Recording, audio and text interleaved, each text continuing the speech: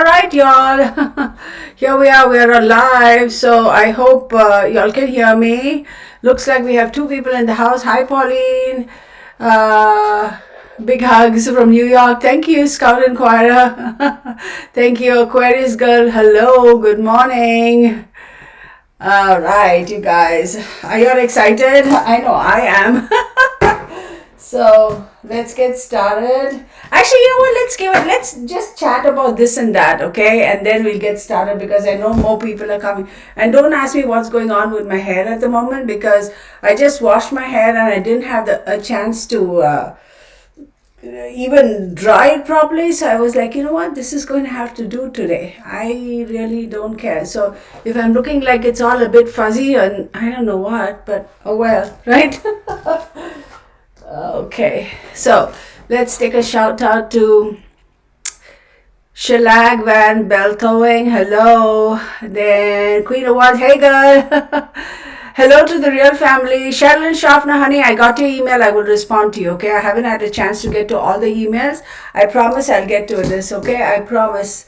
Okay, I'm trying to make my hair kind of behave. And it's not completely dry. So it wants to do its own thing. Oh well. Catalin Cheney, hello. Melanie Elliott, hello. Emre and Dave the dog, hello. Nashta Corelli, hello. Just so you guys know, Melissa, thank you, you're so kind. I have not responded to all the emails I got. I'm still working through them. Y'all, last night I got to say, LG says hello. Thank you. Kim Slaze says, I love your haircut. I love it too, but then, you know, it's kind of, like I said, I just got out of the shower and I haven't done anything. I've come to realize that with this particular haircut I have, I can actually do a couple of, well, of course, this part is oh, well, it's like I can actually do a couple of things. I just need to be able to dry it properly, which I haven't, but it's all good. It's hair. You know the way I look at hair? Hair is an accessory, all right? So I always think that, you know, yes, we can grow it, we can cut it, whatever. And this is coming from a girl who had hair up until her knees. I kid you not. And I wanted to go get my hair trimmed, and a friend of mine, I always used to get compliments for my hair. And a friend of mine said, have you ever thought about donating hair to Locks for Love? And I said, no. And this is a good 10 years ago. And she said, well, Kirtana, why don't you? Because I would just trim it to keep it healthy, and I enjoy long hair. And I'm 5'10", so having hair till my knees is a lot of hair, but I enjoyed it, right? I actually think long hair is easier to manage than short hair because you have to keep it styled. Anywho, that's a whole nother story. And so I went and I had never colored my hair, never done any of that. So it's virgin hair. So they said, how much do you want to donate? I said, how much do you want? The hairdresser. And then she said, girl, we can do however much you want to donate. I had actually looked up what Locks for Love is all about, right? They make wigs and toupees for kids and people who are struggling with cancer, you know, who lose their hair because of chemotherapy, etc. And I was sold because I anyway used to volunteer at this thing called Path International, where we use horses, okay, to rehabilitate and help with kids and adults who have disabilities. So I was used to all of that, and I said, why not, right? I worked for the Leos and Lions Club, etc., all that. So I was like, go for it. And I went and cut my hair this short. My younger son, he started bawling. He's like, you're not my mom. And I was like, Chirag, I said, it'll grow. He's like, but mom, you're not my mom anymore. But anyway, here we are. Okay, that was a spiel. Let's go back yes, everybody, first and foremost, thank you so much for your contributions, you know, for during the live stream last evening. Thank you all for being here today. I do appreciate all of you all. And please know that without you guys, this channel is nothing. I totally 100% acknowledge that. Was that another orb that went like this? No, like this? I don't know. Anyhow, I feel like I'm seeing things now. And having said that, more than anything, just the fact that you all are taking time out of your lives, you know, and coming here and wanting to spend it with me is such a blessing. It's like, really, I mean, these people really want to chill with me. That is so awesome. So I really appreciate each and every one of you. Thank you so very much. And like I said, I don't know everything about everything, but what little I know, I'm more than happy to share my knowledge. So take it for what it is. There may be other schools of thought, people who think differently, who know differently. No offense meant. This is what has worked for me. This is what I have known. I've been doing this for well over, I would say, about 34 years now. So, take it for what it is, right? I'm constantly learning. For me, life is a constant process of learning. Every single day, there's something new that I find, oh, I didn't know that. Oh, I didn't look at this way, that sort of stuff. So I just want to share something with you guys. This is so crazy. Hang on one second. Okay, let me show you. This is how this boy sits by the window with his chin up on that little ledge. That's how he sits, looking out. Just had to share that with you guys. So, then what else did I want to share? Oh God, I had so many things I wanted to talk about. Also, for those of you all who are asking me questions, etc., about books, etc., I do have a few books which only regarding tarot. I haven't put up the list for books regarding anything else. Hang on, you guys. Let me just fix. Oh, don't fall, please.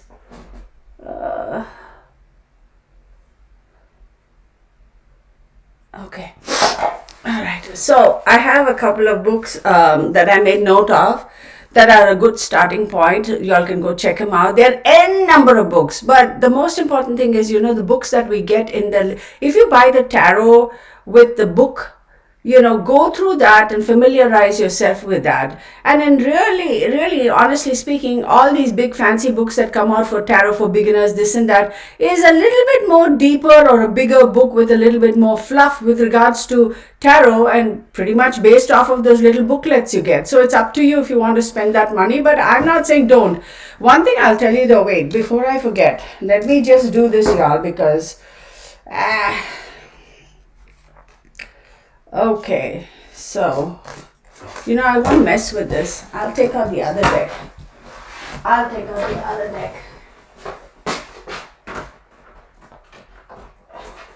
There we go.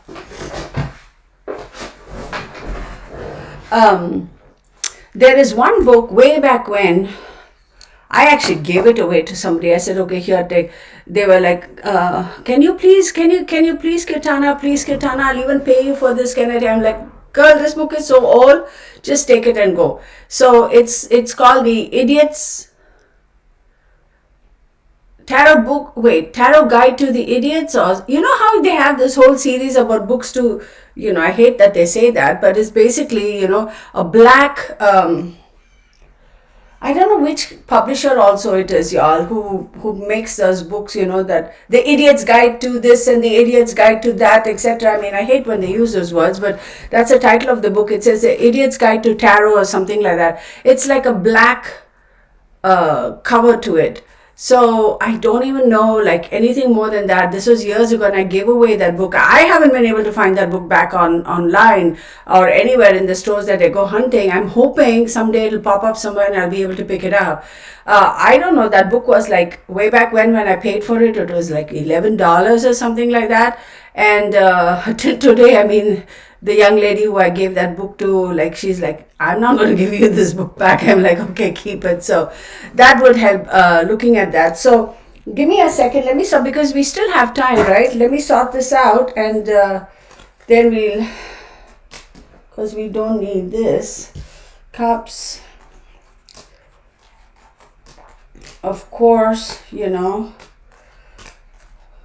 I fly by the seat of my pants because that's me. I'm a Sagittarius, right? Hang on, I'm not looking at the screen for a second. I'm not ignoring y'all, I promise, okay? Pentacles. Oh, wait, something is hidden in here. Hello, where do you go? Who are you? Come here. Y'all, did you all watch the I don't know how many of y'all have actually gone and watched the the second thing I did for video I did for the astrology. It is very, very interesting energy around that. Seriously, very interesting energy. So, Pentacles, Cups, Pentacles, Wands. All right.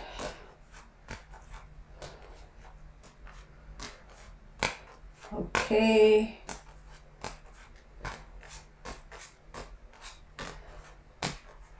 I guarantee I'm kind of putting some cards. One thing I want to tell y'all is somebody had people complain. They say, I go buy these tarot decks and then the cards like this, even though I've used this card for a while, it kind of sticks to each other. So here's a little tip for you guys. So see, when you buy a new tarot deck and you feel like the cards are sticking to each other, please don't force it and peel it off. Don't do that, because depending on the printing, sometimes with the heat, etc., it kind of sticks to it. Just take the tarot deck and just stick it in the refrigerator, not the freezer. Just stick it in the refrigerator for a few minutes, for say half an hour, okay? And then when you take it out, the cards will automatically fall apart. Not fall apart, they will be separated, is what I'm trying to say. Good Lord, can I get my words right today, please? Thank you. So, I guarantee I'm missing something, so it'll pop up. Swords, cups, wands, lovers. Okay. So that's that. Another thing I wanted to tell you all while I'm doing this is this is what I do. This is what I have been following for years, okay? So besides, the fact that when I get a new tarot deck, I meditate, I cleanse, I do all those good stuff, I actually do a little process where I ask the tarot deck that I have in my hand to please communicate with me. And I have a conversation like, I come to you in love and light, etc., whatever that you want to say. I say that, and then I say, please show me if, I'd like to work with you, because this is an energy. I'd like to work with you. I would really appreciate it if you can work with me and guide me and help me and show you. And a little personal type of a conversation I actually have with the tarot. And then I do the first draw. And see the answer, the question you ask, the answer, the tarot will give you the answer. Believe it or not, it's really, it's so, now I'm obsessed with this hair looking weird. I gotta stop being obsessive and compulsive. It's not good. I should know that. So, have a conversation. Have like a little, your own mini session, bonding session with your tarot. The first time you draw, right, cards, you actually do a draw, right? Have a little conversation. Ask the tarot, I'd like to work with you, I'm wanting your permission, please help me to guide me, etc., etc., whatever you ask, and then do the draw. You'll be amazed at the cards you draw. Okay, I saw something else float by. Y'all, please tell me if I'm imagining things. I promise I had breakfast this morning. What did I have? I had 2 eggs, 2 slices of toast, and a cup of coffee. That's all I had. I'm not usually a breakfast person, but I was like, I better eat before I go into this. So I'm not on an empty stomach. So I haven't had any alcohol. I don't smoke. I don't drink. So why am I seeing things? There you go. The light blinked again. Enough said. I'm not. I'm just... I gotta laugh, y'all. I really gotta laugh, because it's like... Oh my goodness, right? So we'll wait a little bit more for others to join us, and then we will see how that goes, right? Is 2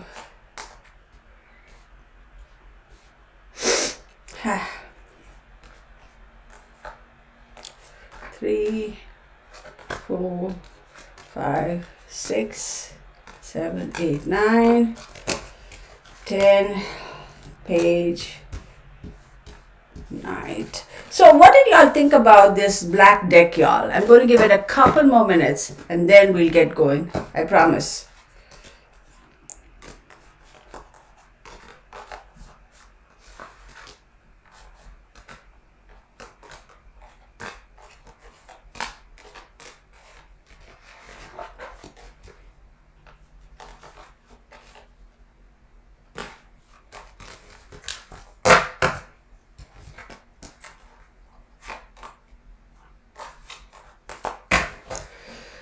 So while I do that, let me go back. Sheila Van, Belthowig, hello. Queen of Wands, hello. Sherilyn, hello. Kathleen Cheney, hello. Melanie Elliott, hello. Emre, hello. Nashta Corelli, hello. Melissa S, hello. LG, hello.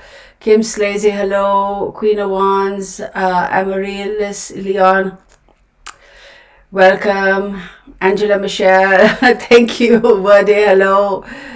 Hoping to hear and see our boy body. He's right here. I just showed everybody that picture, but I'll show it again. He's stuck in that position right now. Oh, are you grunting, Burn Dog? Are you grunting? Yeah. So he's still sitting like that, right by the window, his chin on the ledge. So there you go. Then who else do we have?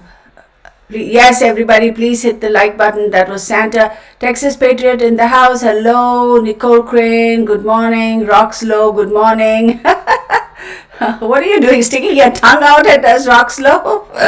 Okay. Good morning, Esmeralda. Mary Ganutz, hello. Elena, hello. Yes, you made it. Delvin, hello. Of course. Okay. Mary Ganutz. Avis Knox, hello. Delvin, you and your coffee, honey. I'm almost jealous. I feel like getting myself a copy. Tarot for Dummies. Yes, thank you, Brittany. I better get myself one of those books because I really like that book.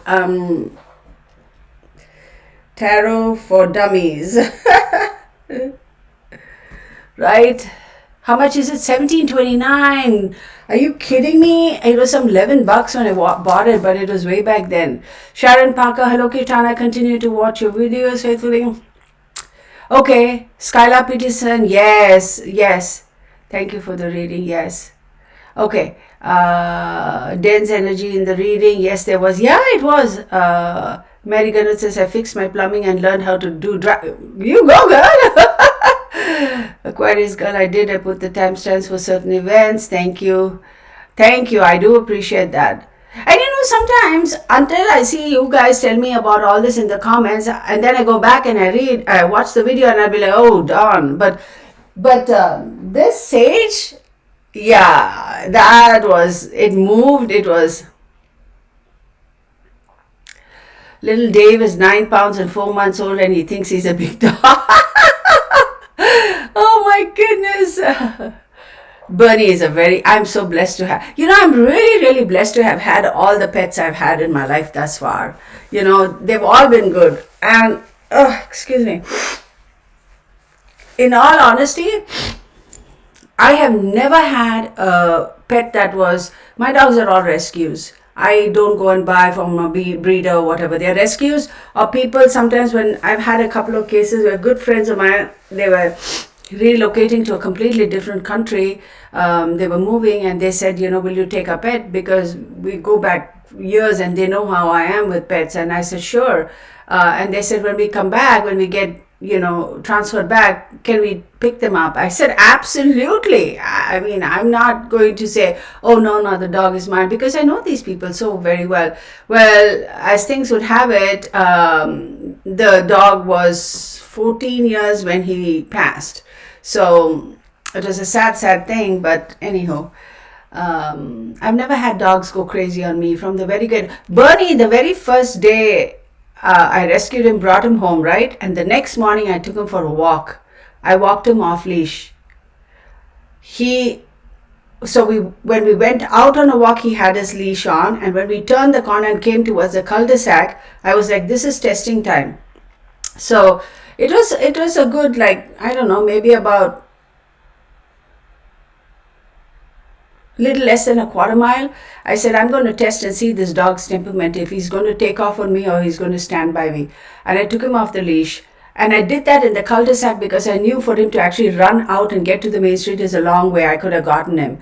And I was also confident because I had Tigger with me. So they tend to gravitate, if they have one of their own kind there, they tend to gravitate and stay.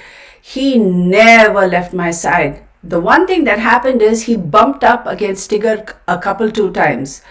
And the first time Tigger was fine. The second time Tigger was snarled and basically said, stay away from me, you little shit, because Tigger is an old man, right? And so Bernie quickly learned. And then what he did, I didn't say anything. I watched. I said, if things go bad, I know how to handle my dogs. And knowing Tigger very well, he was just a grouchy old man. He's like all this little heightened activity and I'll stay away from me, leave me alone type of thing. So I said, okay, let me see.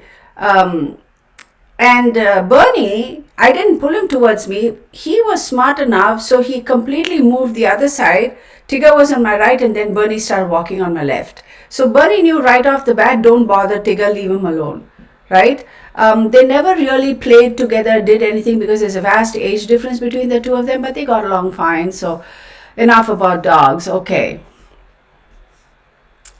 I put times, okay, let me see. All right, y'all. So one more time, since everybody's in the house, Rand 5150, good morning.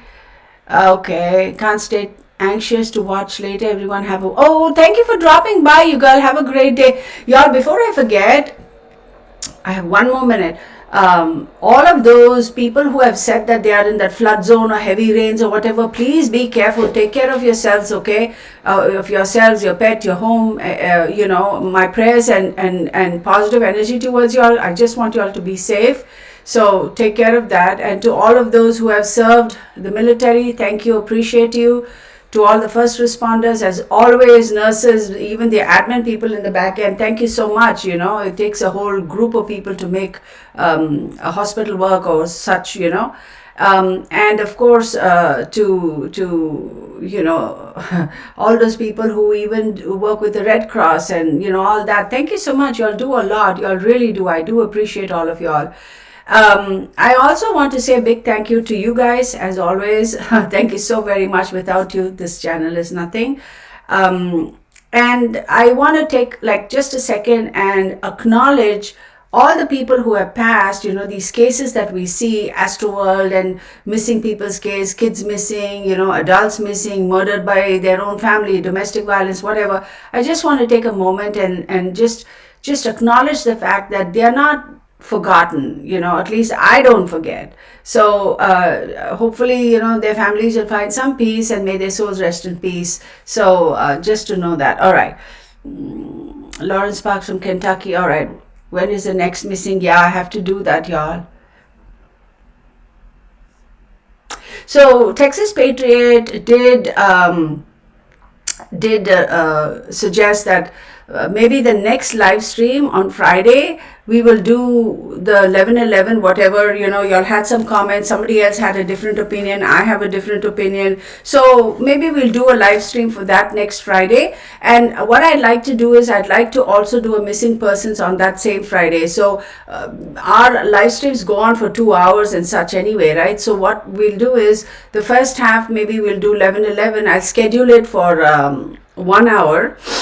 And then immediately after that, I'll schedule another live stream with the missing person's name so we can follow that.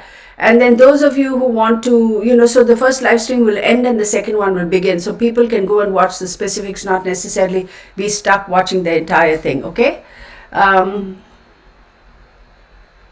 Rock Slow, okay?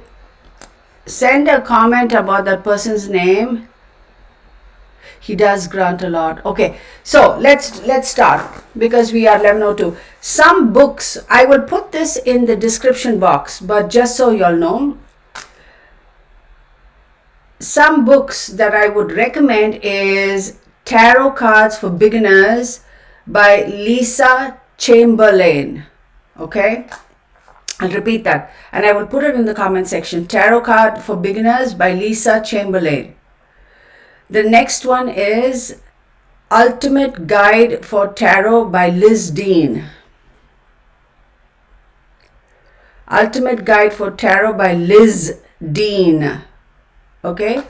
Next one is Guided Tarot by Stephanie Caponi. Last name is spelled C-A-P as in Peter O-N-I. Again, don't worry about writing it down. As soon as the stream is over, I'll put it in the description box. And I have one more by Liz Dean, The Tarot Companion by Liz Dean. Then I have The Modern Witchcraft Complete Guide to Understanding Tarot. That's the Witchcraft something, the publisher. So those of you who kind of get a little kind of, fussy about the term witchcraft use, it's at your discretion to look it up. Tarot for Beginners by Liz Chamberlain. And of course, the book I was describing, somebody posted, is Tarot for Dummies. Start with this. And like I said, you guys, think about this for a second, because every single, at least most tarot decks, right, they come with those little booklets. So these books are slightly more elaborated, a little bit more in depth as far as the books are concerned. Some of the booklets are awesome, right? They explain everything. Some just tell you the meaning of particular tarot. So then what happens is you really want to go in and look at one of those books. Having said that, I am a staunch believer not to follow books. Yes, I have read a few too, out of curiosity. What does this author have to say about this? What does this author have to say about that? Remember, tarot is all about your intuition, your understanding, your perception, your channeling also, yes, and how or what those tarot cards mean to you. I get a lot of emails. Can you do a reading for this particular case? I did a reading. I want to make sure that you and I got the same, basically to compare. Okay?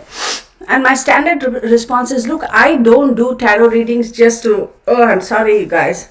I don't do tarot readings to validate another tarot reader's videos or anything, because you just can't. They'll get their own messages, I get my own messages. So who am I to validate somebody else's work or disagree with somebody else's work? I would never do that, because, hey, you got your messages, you did yours. I'm not going to, say, oh, by the way, I got this, so therefore, this is, no, I will never do that, because it's just not, it's disrespectful, right? At least in my humble opinion. So whatever you get is your understanding. Those are the messages you got. Whatever messages I get. We don't all have to be perfectly matchy, right? The core message may be the same, or that too may differ.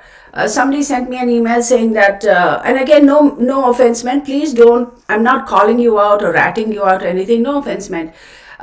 Somebody sent me an email saying, can you do another reading, because a few tarot readers have said that Brian Laundrie is actually alive and he is on the move or something like that. And I said, I'm not going to do videos like that. So, I have made it very clear in my video that I said, I'm very hard pressed to believe those skeleton remains are his. I want a third party to go and actually investigate on their own and prove to us that DNA says that it is not Brian Laundrie. I'm just saying that. Do I believe he's still alive and still running around?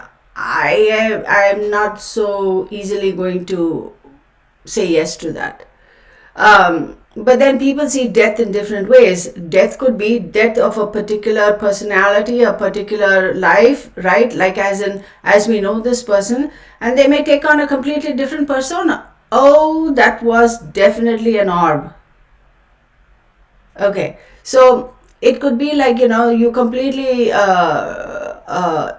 eliminate a particular profile and then you take on a different profile, and that could also mean death, correct? Because you're no more known as Brian Laundrie, you're known as, I don't know, John Doe, Tom Doe, whatever, right? So it depends on how you look at it, yeah. So let's leave that. All right, enough of gabbing. Let's get on with this. I'm going to turn this way. So y'all can see me, right? All right. So we did the major arcana the last time, correct? This time I'm going to go with the minor arcana as usual. I'm using the same deck that I used the last time. I'm not going to respond to any of the messages right now because, all right.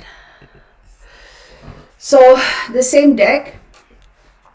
We're going to start with the cups, right?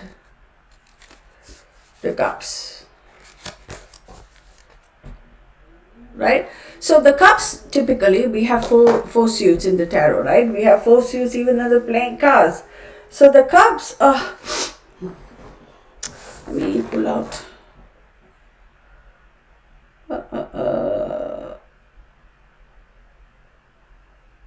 So the cups symbolize emotions, all right? It symbolizes what we feel inside, and typically it is associated with the water signs, and the water signs are Cancer, Scorpio, and Pisces. And clearly the water signs, and the moon is a pretty strong element for those particular sun signs too, because the water is associated with the moon is associated with the emotions, water is associated with the emotions. And usually when these cards come out, it shows us the feeling, the emotions, what we internalize, what we feel inside, that we may not necessarily want to talk about, we may not necessarily want to display it, but we may think a different thing, but we may feel something else. So we may think that, okay, fine, I like, what's the word, barbecue is fine by me, but how do you really feel about barbecue? I don't know why I'm talking food now, so go figure. So, it's like truly what we feel, what our heart feels, what our soul feels. That is what a Cups suit is associated with. Now, the Cups is also, if you look at the playing cards, right? We have the playing cards here. The Cups are associated with the heart, with the hearts in a playing card. So look, you guys, pay attention. I'm segueing into this. Actually, I didn't want to start this until the next class, but I'll kind of touch on it now. So the Cups equates hearts, which equates emotions. Okay? And even if you do the playing cards, it's the same, Cancer, Scorpio, Pisces. So now let's get on with it. Now think about this for a second. Ace of Cups. What do you think? What do you feel when you look at the Ace of Cups? Oh, there we go. What do you think? What do you feel when you look at the Ace of Cups? Right? People may say, oh God, somebody is like offering somebody something fantastic. Somebody is offering somebody emotional support. Somebody is offering something that will fulfill their emotions, that's going to feel good for them. Or it could also mean like, what are emotions? When do our emotions come into play? When we get married, we have a baby, we're getting engaged, somebody has proposed to somebody, it's somebody's 18th birthday, they got their first car, that sort of thing. It's all emotions. How do we feel about a mom? How do we feel about, again, the moon is associated with feminine and the sun associated with masculine. So how do we feel about all these things, our home, our family, etc.? So Ace of Cups to me can symbolize a whole bunch of things. Yes, a proposal. Yes, a marriage. Yes, a opportunity. The universe is giving you an opportunity, a new baby. Aces also typically signify young kids, okay? Young kids. So when we look at tarot, we also look at the age correlation. So the age is usually associated with younger children. So that's the Ace of Cups. Now, Ace of Cups also, depending on what cards precede and proceeded, could mean an overwhelming amount of emotions. And if you get a 10 of Cups, it more so than the Ace of Cups will signify an overwhelming amount of emotions, okay? A lot of people also see that it could be maybe, a stalling of emotions. Maybe it depends on if it is reversed. Maybe somebody is unable to express themselves, or somebody, if you see this in a relationship reading, it's a loss of emotions, meaning loss of connectivity. So we can go into, again, based on what cards precede and proceeded. So that's the Ace. Now let's talk about the Two of Cups. When you look at the Two of Cups, clearly you see a male and a female, right? It clearly shows that there are two people holding that cup up, right? And they seem to be, they have a balance.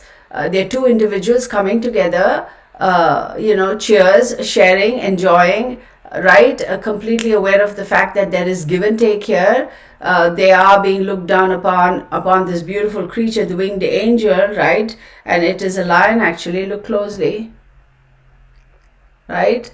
And it's got wings. So it's saying that, yes, I'm watching you, I'm looking over you, and I approve. I completely approve. Okay, so this is a coming together of people. This is a coming together of a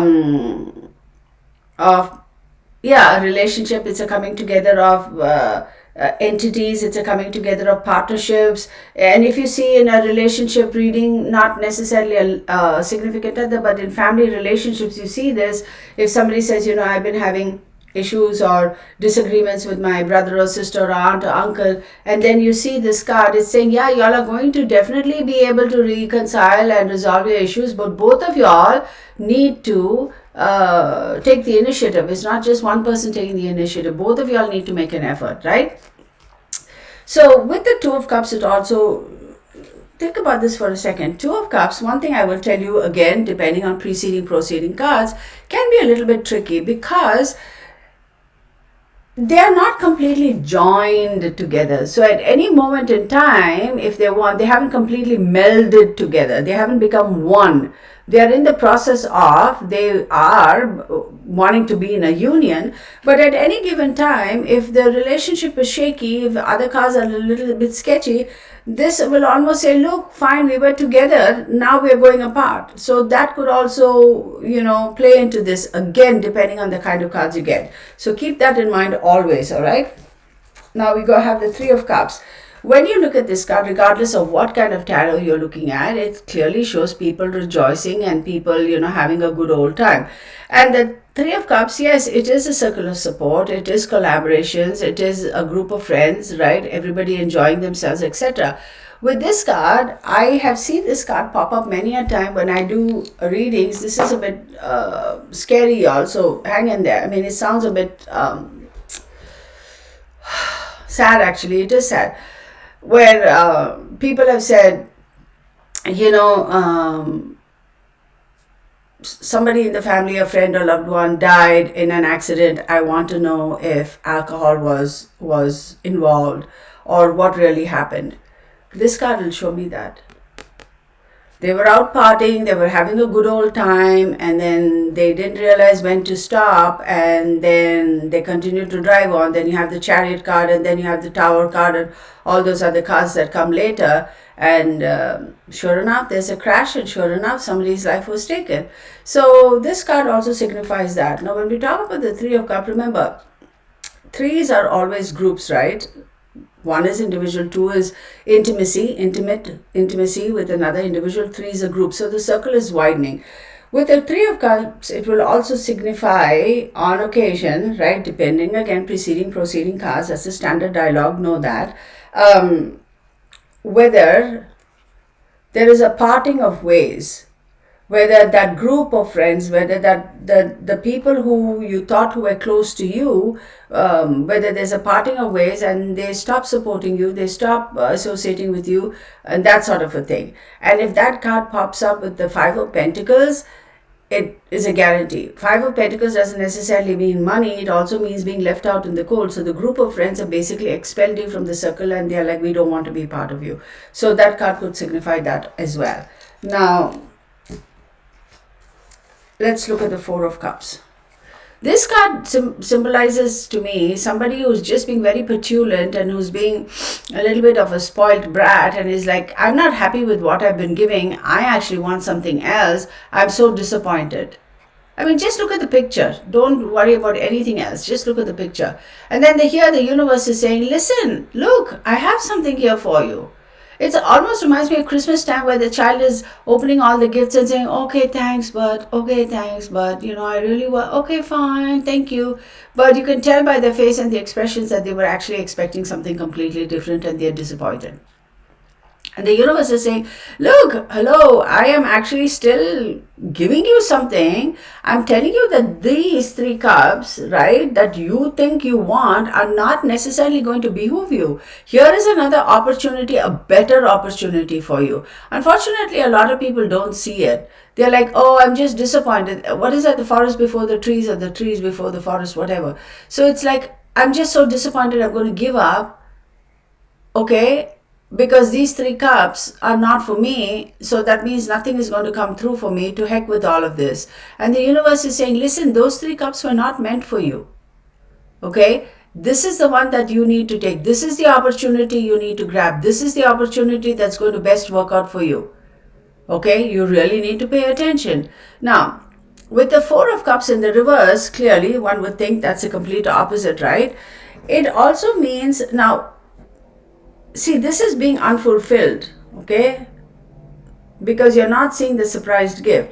But in the reverse, right? It's showing that, yes, I see it, okay? I'm not going to focus on those 3 cups that I don't have. I see the 1 cup that is being handed to me. I'm going to consider that. I'm going to take it. You got to be a little bit careful also with this. This card, I see, comes up a lot when people are offered transfers at work. Hey, we'll give you, I want to go to, I don't know, pick a spot. I want to be transferred to Seattle. But then they're like, we don't have an opportunity for Seattle at the moment now, but we are willing to move you or transfer you to, I don't know, pick a spot. Oh, I don't know, Nebraska. I don't know, I'm just pulling names out. And they'll be like, well, I really don't want to go to Nebraska. I really wanted to go to Seattle. Well, Seattle is probably more fun. But little do you realize that the position in Nebraska is going to be a better position, is going to pay more. You need to think outside the box and decide, right? Do you trust in the universe, or are you going to be stubborn? All right, 5 of Cups. This card definitely also, along with the 5 of Pentacles, shows feeling lost, feeling unloved, feeling depressed. This card pops up a lot in depression. This card also pops up a lot with people who have psychological issues, okay? Mental issues, mental health issues. With mental health issues, I tend to see 5 of Cups and 5 of Pentacles quite often. You can clearly tell that these people are shrunk inwards. The Hermit card, the 5 of Pentacles and the 5 of Cups, if they come together, it clearly shows that these people are definitely having a lot of introspection, and mental health issues are definitely also, one more thing I'll tell you, when people are feeling suicidal or whatever, or in a reading it comes up that somebody actually committed suicide or whatever, this card shows up a lot. This is you got to be very careful when this card pops up in a reading. It could also mean that people are mentally challenged, mentally slightly disabled. I'm trying to use a very, very, very proper terms here, because I don't want to offend anybody. They are human beings too, right? They're people like you and me. They're first people, and then they have a disability. When we got to be careful how we phrase that too. So this pops up a lot in situations like that. I hate to say this, but in a reading, when people ask about, I'm pregnant, I'm going to have a child, is everything going to be okay, or my baby's in the hospital, there's some issues, what do we do, how do we do? This card will show clearly if they have had any cerebral issues. I'm going to leave it at that, because we can go into a whole nother. 6 of Cups. Remember, this is all about emotions. The Cups is all about emotions, how we feel inside in our hearts. So the 6 of Cups, clearly, as we know, it talks about people coming together, right? Keep coming together. It's nostalgic. It's going back in the past. It's wishing so things were a certain way in the past, and now it's going back and saying, okay, I want to think about, I like how I felt then. I liked how I feel, or let me rephrase that. I liked how I felt then. Emotionally, I was in a better place. There was a lot of love around me. Or this person particularly, brought a lot of love and made me feel really good about myself. It's about the past, thinking past, hoping and wishing that things could have been like it used to be, because it used to be better. This also clearly tells when people are, let's say you parted ways with somebody for years, and you wonder if that person is ever going to come back to your life, this card will pop up.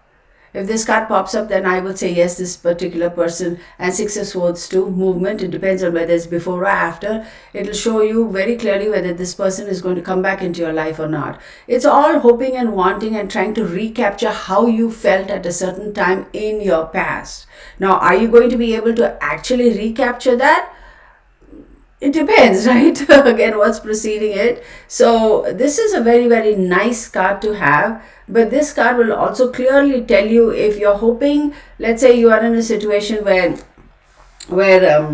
you're going through a tough time in your relationship, right? And you started off and everything was great and everything was fine. This card pops up. It says, yeah, you really wish things could have been like the way it used to be in the past. That's as simple as I can explain. All right.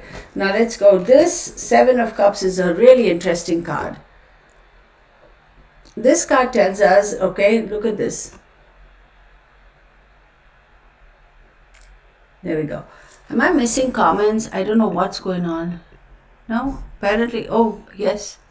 Minor Arcana. I'm going to save this video and rewind. Yeah, you'll probably have to do this. Yes. Author for Modern Witchcraft Guide to Understanding Tarot. I don't recollect seeing a author, but it's from the publisher who does Modern Witchcraft. So if you look them up, you will be able to find it. It should be posted. Yeah, I'll put the list up. Don't worry about it. Why Queen of Wands?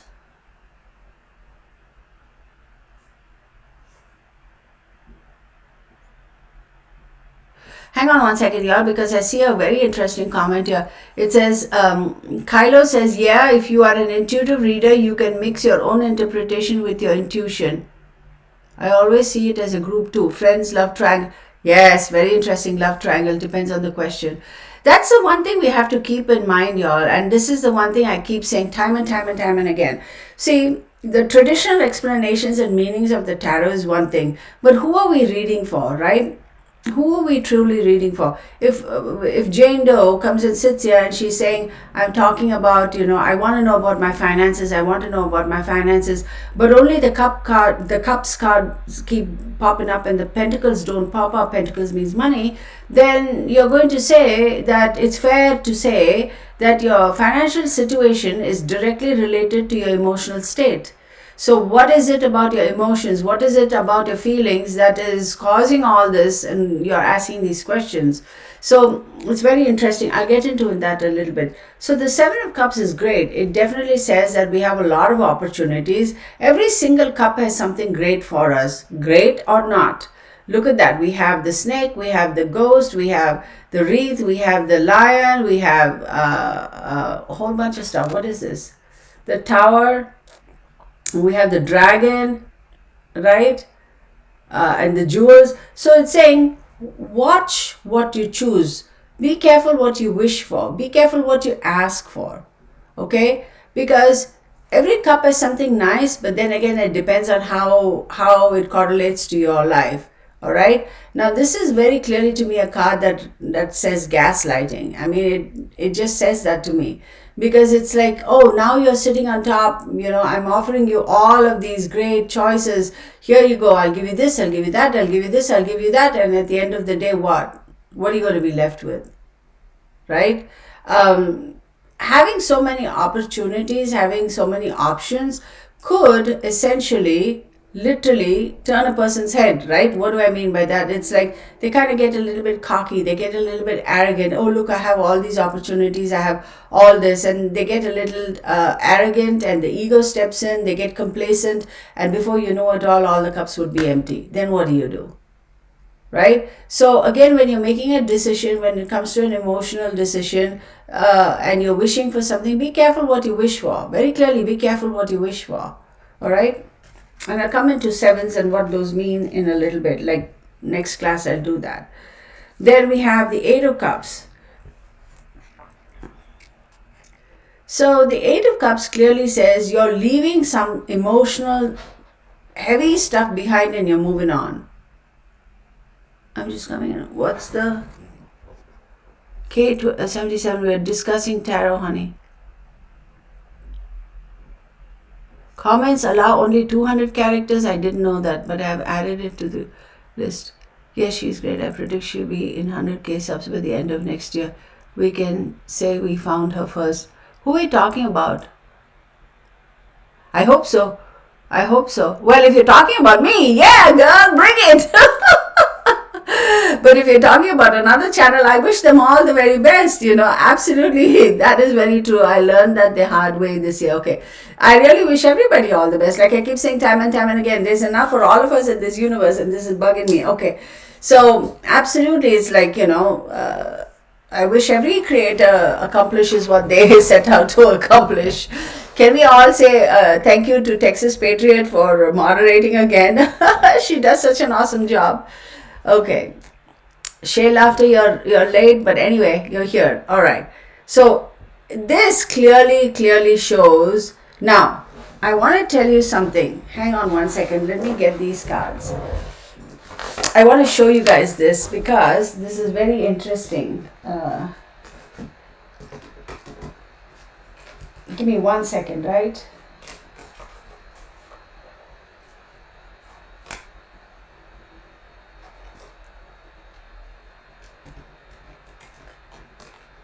Okay. Okay.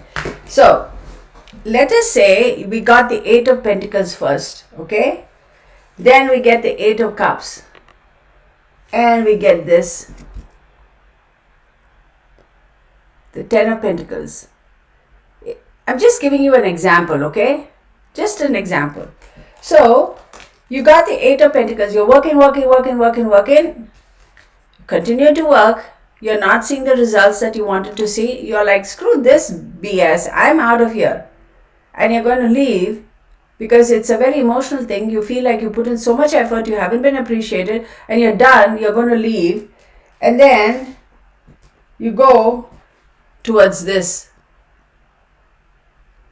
Because you have better opportunity, you end up in this. So I would say, don't worry about leaving, because hey, look, you got this card. Look what you're leaving this nonsense that they never appreciated and recognized you. You're leaving it. It's sad. You feel terrible. You spent 20 years with this company and they don't give a crap. But look where you're going. So don't worry about it. Okay, that was just a kind of a mini example. Okay, now when it comes to relationships too. Okay, very clearly, this card signifies that you're leaving a relationship. It's over. It's reached just whatever, or you're just reached a saturation point and you can't. But with this, it clearly says that you're thinking about it. You're very seriously thinking moving on. Very seriously thinking moving on. So there's that. Then we have the 9 of Cups. With the 9 of Cups and 9 of Pentacles, right, I always say that you got to be careful, because with this card, I feel like you're getting 1 step closer to the 10, right? You're getting 1 step closer to the complete fulfillment, right, of emotions, happiness, peace, love, all the fine things in life. But this card always tells me, don't be so smug. You haven't reached the finishing line as yet. Yes, you can see the finishing line. You can see the ribbon. Absolutely, right? But don't be, this is when you got to be super careful, because based on what other cards come next, based on whatever cards come next, right, it could all just vanish at the very last minute. If you don't understand and appreciate what you've been blessed with, and you don't really pay attention to all of that, it could all just vanish in the very last minute. So I always say, when the 9 of Cups and the 9 of Pentacles come, be careful, right? I mean, you still got a little ways to go. That's when I always tell people, pay attention and appreciate what you have, and say thanks to what you've been blessed with thus far, because you're almost there. You don't want to come this far and go back all the way to ground zero, right? So this card says, yes, you are almost there, but please, please, please take a moment to appreciate the fact that emotionally, you're very close to being 100% fulfilled.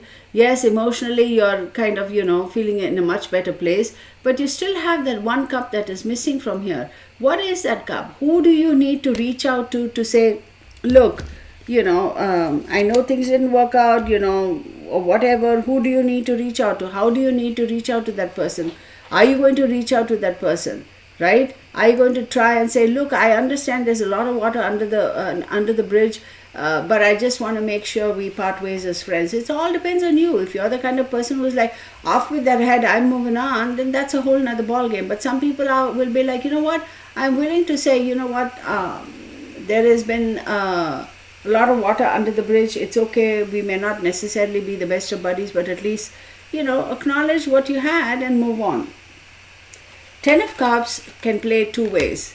Clearly, it shows emotionally having everything, having the perfect family, the perfect love, the perfect home, the kids, etc. Right? This is a beautiful card.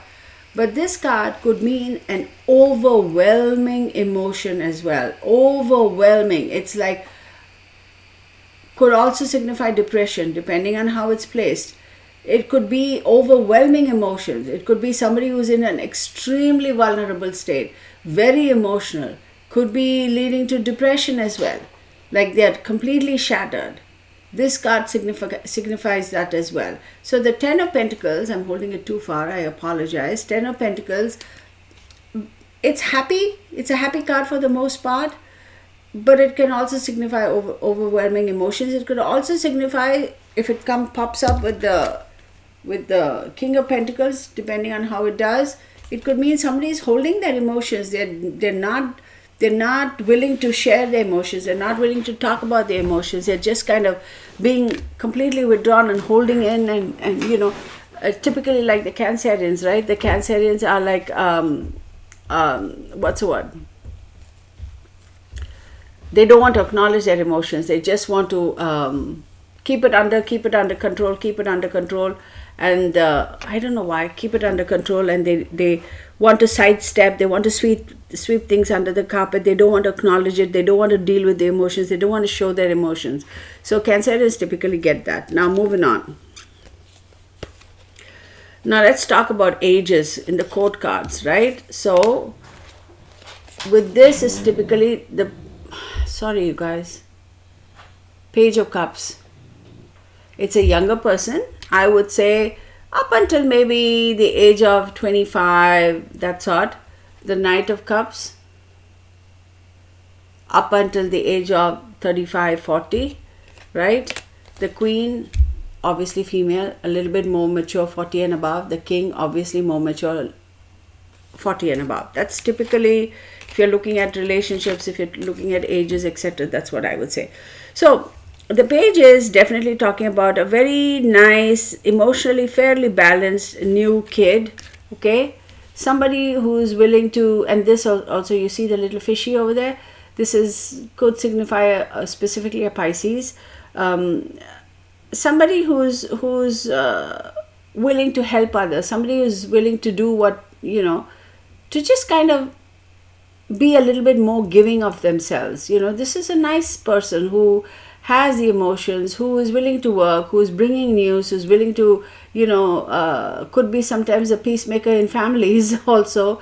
This is a very young, youthful energy. So this person is going to always have the emotions, and they have an element of innocence about them, a purity of heart. Okay, the Page always signifies that. So they're more pure in their emotions. They're not as their emotions are not as sullied by life. You know what I mean? As influenced by all the crazy stuff that happens in life. So these people are, for the most part, a little bit more innocent in their views, their approaches, how they feel, how they process feelings, that sort of stuff. Then we have the Queen of Cups. Oh wait, I'm sorry, the Knight of Cups. My bad, I jumped. You better be careful if this guy is headed towards you. Very charming. Oh, will woo you up the yin-yang, will display his emotions, will bring you emotional fulfillment, will make you feel like, oh, you're the only one and nobody else is in the room, will gaze into your eyes. And, when we do relationship readings, I'll be like, oh boy, honey, you're in for it. This one is got you. So I know it's funny, but it is true. So this person is very good at tapping into your emotional. Okay, let me rephrase that. You know how we have a sieve or a strainer and there's little holes? This person knows. You can be like, I'm very strong, I'm very, I know how to protect my emotions, I'm not going to let anybody inside, I've had a rough time in my life, I know where to draw the line. Yeah, with this guy you're not going to have that much of a chance, because he or she, I'm saying guy because it's a male over here, but this person will know how to go into those little nooks and crannies and cracks in your emotional facade, get through to you like that, this person.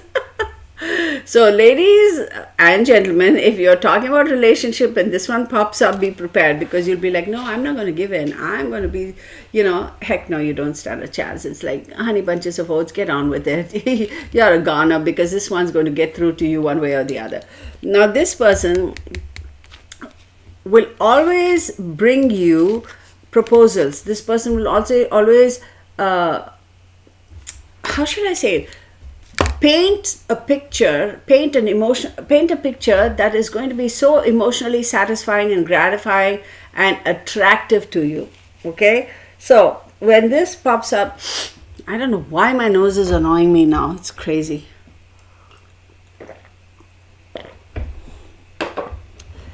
if you have a boss, okay, who, you know, gets you to do all kinds of things at work which are not your responsibility, this could be one of the reasons why, because the boss is very good at sweet talking you and playing to your emotions and saying all the right things. And, you know, hey Kirtana, you know, the last time you did that project, it was so awesome. You did a wonderful job. You know, I really am surprised. But then again, I shouldn't be surprised because you always get it done. And, you know, I can't trust any, we have that conference coming up, or that big boys are coming to check on us from corporate. You know, I really need to get this done. I cannot trust anybody else to get this done because I don't have the confidence in them. You know, I know I can trust you. I know I can fall on you. And, you know, I know you got my back. Can you get this project done? And you'll be like, yeah, oh my God, I feel so good. Like that, literally. Okay, that was funny. I didn't have to show you that. I mean, because God knows I'm not a good actress. But you know what I mean. So this person will paint that such a nice picture that it speaks to your heart, it sings to your soul, and you'll be like, yes, please. okay, I'll do whatever, type of thing. So, and also they will bring you news, information that could be very spiritual, very gratifying too. So there's a spiritual aspect to this as well. Funnily enough, the way I look at things, the Cups card and the Wands, that is the fire energy, there is a very spiritual tone to it, and I'll get into it in another time, okay? Then we have the Queen of Cups, quintessentially the mom, but the Queen of Cups, I'm also going to say, is a very nurturing, supporting person. But this person also is very smart about how to utilize her emotions to get things done about her. Okay, so this reading will pop up, you know, when there are situations where I've had to do readings for gentlemen. They've been in a relationship and they want to get out of it, and I cannot get out of it. I've tried so many times, but she won't let me go, yada yada. And this pops up. I'll be like, yeah, she is emotionally manipulating you because she knows how to do that. She knows exactly how to do it. She's not a bad person. Nobody is an evil person. Nobody is a bad person. But she's using your emotions to manipulate you. And he'll be going, yes. She knows how to twist, and she knows how to tell me what I need to hear, when I need to hear, and I get suckered in all the time. So this person is very nurturing, is very loving, takes care of the home, the hearth, all that good stuff. Emotionally is the one who is going to be like, okay, honey, don't worry about it. You know, I'm there. It's okay. That sort of a stuff. But emotionally, this person could be quite manipulative as well. So watch out for that. Then we come to the King of Cups. Okay, the king, obviously, as we know, the king is a leader and this and that, etc. All the kings are leaders in the tarot, correct? Decision makers. Queens are too, you know, in their own way. Support. Hang on, this deck is really great for people that may have color blindness. This is a beautiful deck, y'all. It is a beautiful deck. I really, let me show you the box one more time.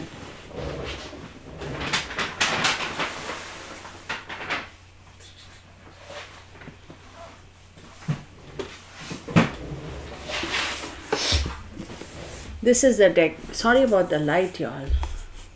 There.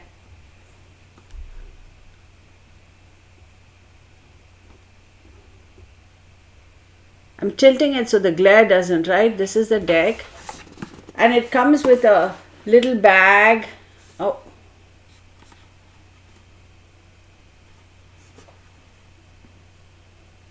You see that? Oh, guys, you know what? Guys and gals, let me show you. Look what I found. Y'all should look into that. Hang on one second. Let me see if I can get this out of here.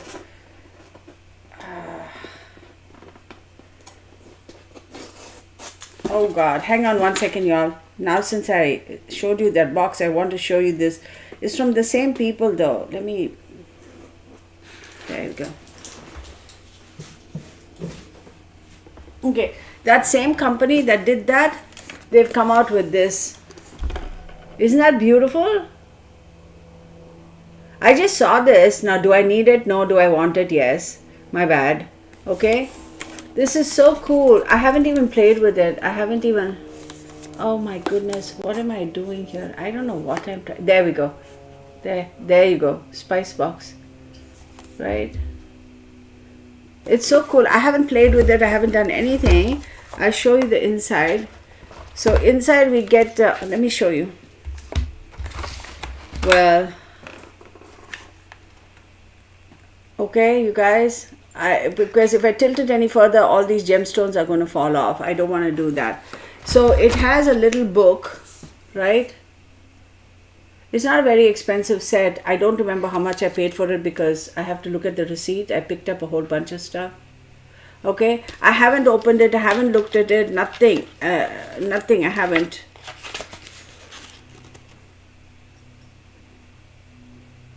Okay. I'm going to start doing reviews though of tarot, etc. You know, tarot decks, etc. I won't go into the details of it. Then of course they have the gemstones, and they have this little bag. It's like a jute bag. Jute is a cotton fiber. It's 100% natural. Okay, where you can put all these gemstones. And then they have this one. It comes with 5 of these little boards, and they're pretty decent sized and good thickness boards, these. So you can form that. There's the instruction book. Like I said, I haven't played with it. I plan on doing it. I don't know when I'm going to do it, but I plan on doing it. It's really beautiful. And these gemstones are like, you know, a fairly decent, they're all, see that? Let me show you this and we'll get on with the reading. This has got a green tint to it. Then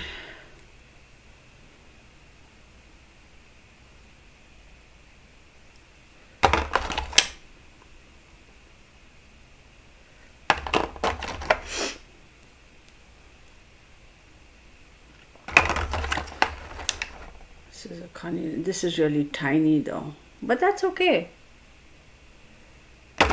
And selenite, right? I got 2 of that. Then I got this guy.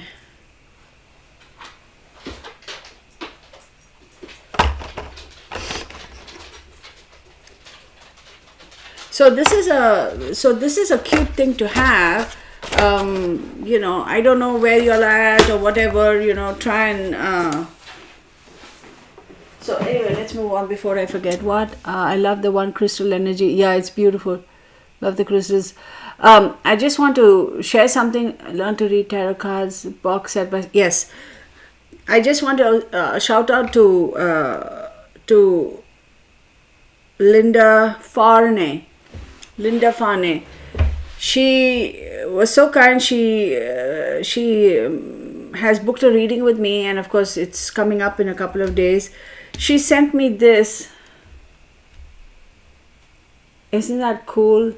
I have the name of it, but of course now for the life of me I can't figure out. So a shout out to Linda Farney. Thank you so much. You didn't have to do it, but I really appreciate it. And it comes with this little thingy over here that I can actually set it. How cool is that? So thank you, Linda. I was supposed to give you a shout out the last time. I thought to, but of course, me and Gavin on. Okay, so one thing I want to say, oh, thank you so much, Lucy. I appreciate you. Thank you. One thing I want to say, you guys, Patty Buzz, your hair looks good. Yeah, I just got out of the shower. I never blow dried my hair. I've got to do anything. So one thing I want to say is the other day somebody sent me a text message and said they found crystal in, was it Ross's? So go and check it out. You never know what they might have, right? Go and see. If you hit the jackpot, you hit the jackpot. All right, King of Cups. This is a leader who is smart, is intelligent, good at making decisions. But this leader pays a little more attention to his emotions, is a little bit more attuned to his own emotions, is a little bit more cognizant of other people's emotions. This card can also signify somebody who's very strongly holding back their emotions, okay?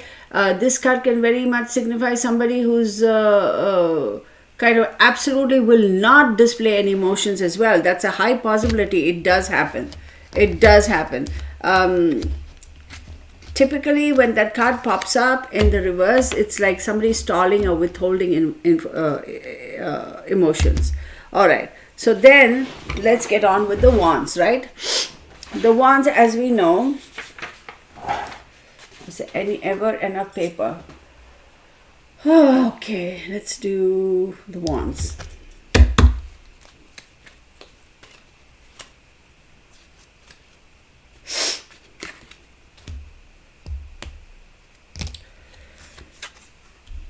In the traditional in the cards, regular playing cards, okay? Clubs equates to fire, which equates to wands. Okay? Now, one thing I want to tell you guys, this is your emotions, your dreams, your tears. Okay? This is creativity, light, fire, and this energy defeats darkness. Okay? So, clubs is wands, hearts is cups. Alright.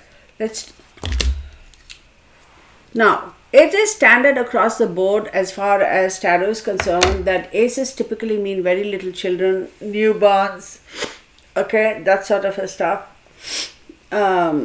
If you get twos, depending on your reading, it could signify twins, triplets could signify, three could signify triplets. If you're talking about siblings, how many siblings in the family, how many kids in the family, these cards could also signify the numbers, okay? So 1, 2, 3, 4, 5, 6, 7, 8, 9, 10, 11, 12, 13, 14. So these numbers will definitely be able to help and say, okay, these are the numbers. So if you're talking about how many people are involved in a particular situation, if you constantly keep getting repetitive numbers 5, it could mean 5 people were involved. Of course, you know, I incorporate astrology as well. So for me, when a example 5, it pops up, I always look at the 5th house and see, okay, what's going on in the 5th house? Who is the main principal character here? Is this Leo? So if it's a Leo, 1, 2, 3, 4, 5, 5 is Sagittarius. So if 5 keeps popping up, then the 5th house is activated. So what's going on over there? But if you just look at the cards themselves, 1 means 1, 2 means 2, etc. So you can naturally assume that. Now, this is at the very basic level. Once we start getting advanced, these numbers take on a whole different tone. I'll get into those explanations later, okay? So, let's do this. Ace, 2, 3, 4, 5, 6, 7, 8, 9, 10, 11, 12, 13, 14. Is my boy still here? Okay, let me just shut the door because I see Mark just came in.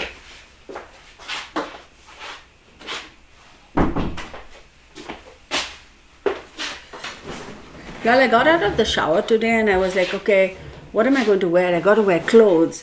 I put on my bathrobe and I was like, oh, I'll just sit there in my bathrobe. And I was like, that is so rude. Don't do that.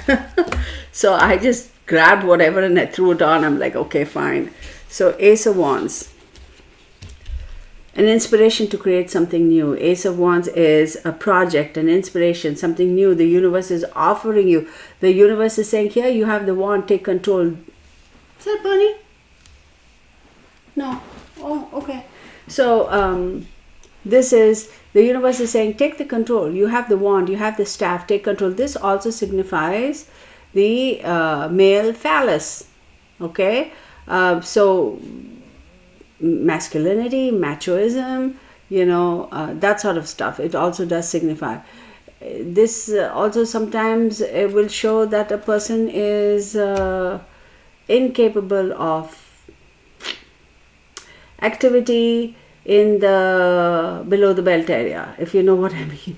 I have to be careful about the words I choose because we don't want to be offending anybody at all. This and the cards also, y'all, I'll tell y'all, of course this is much advanced. When we're talking about illnesses, it signifies which part of the body the illnesses are too.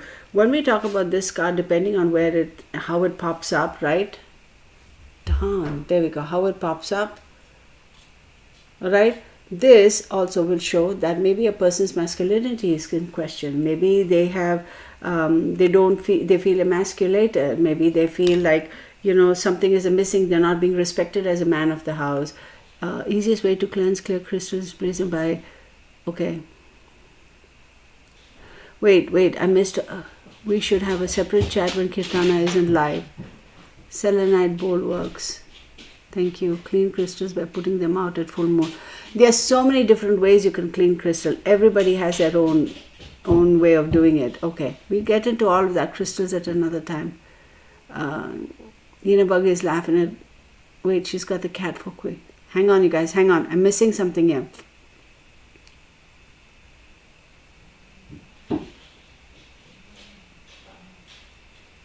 Okay.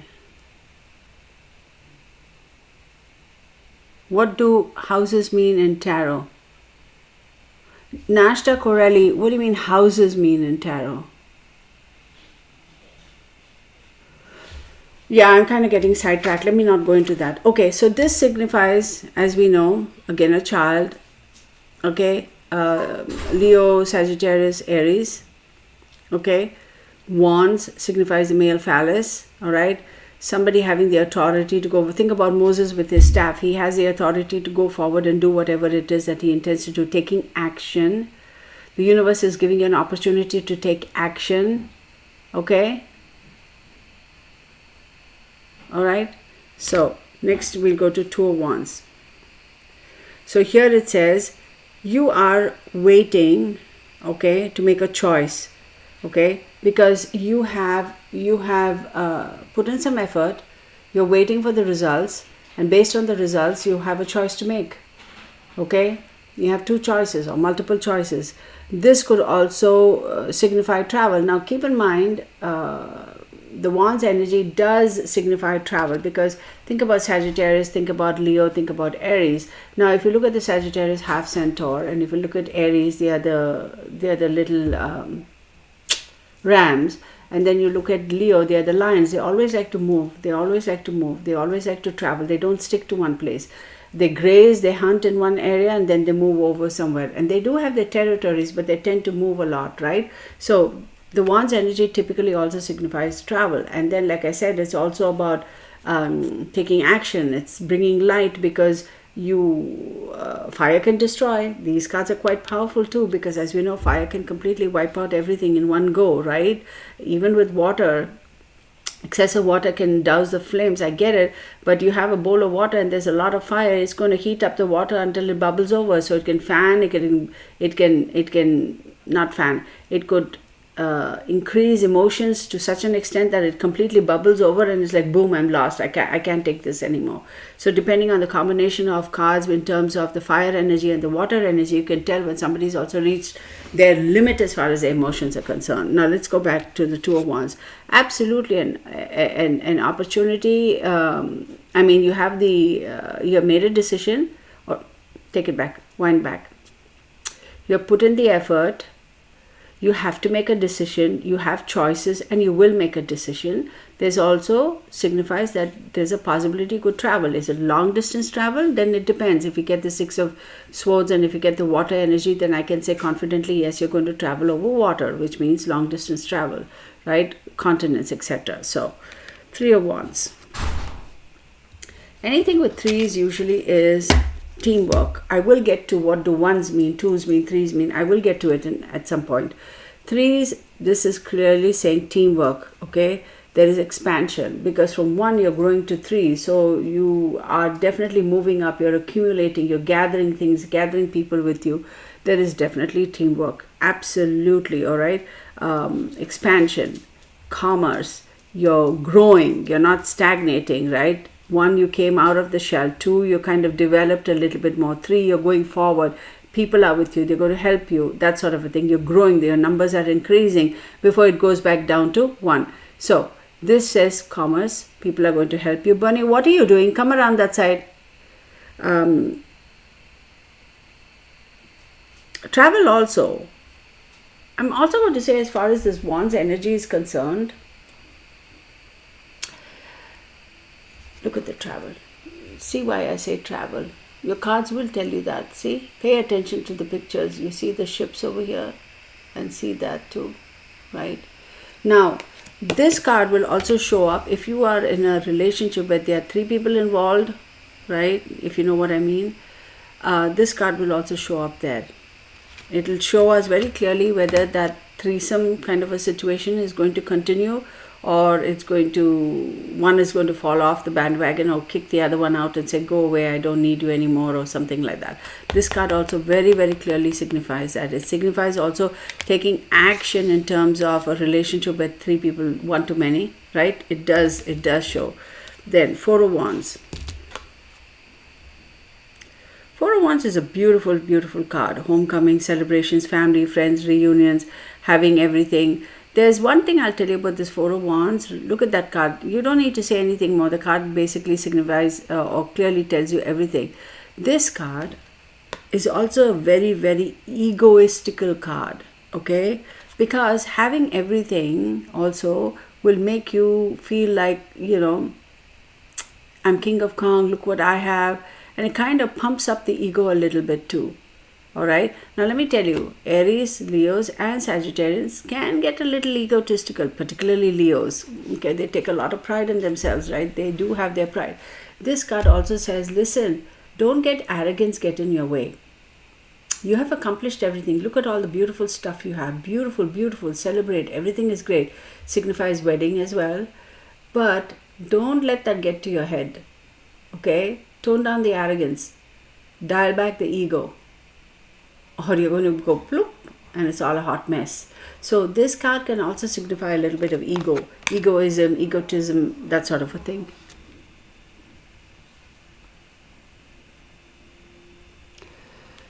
We can learn from each other too, I think.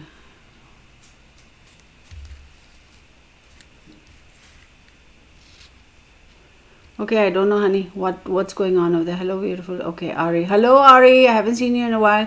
Please pull some cards for me. I have something important going on and paranormal activity regarding Gabby. I would love your input. Ari, I'm not doing any such personal things right now. Send me an email. I will definitely do that for you. Okay? Not right now. This is all about classes. Okay?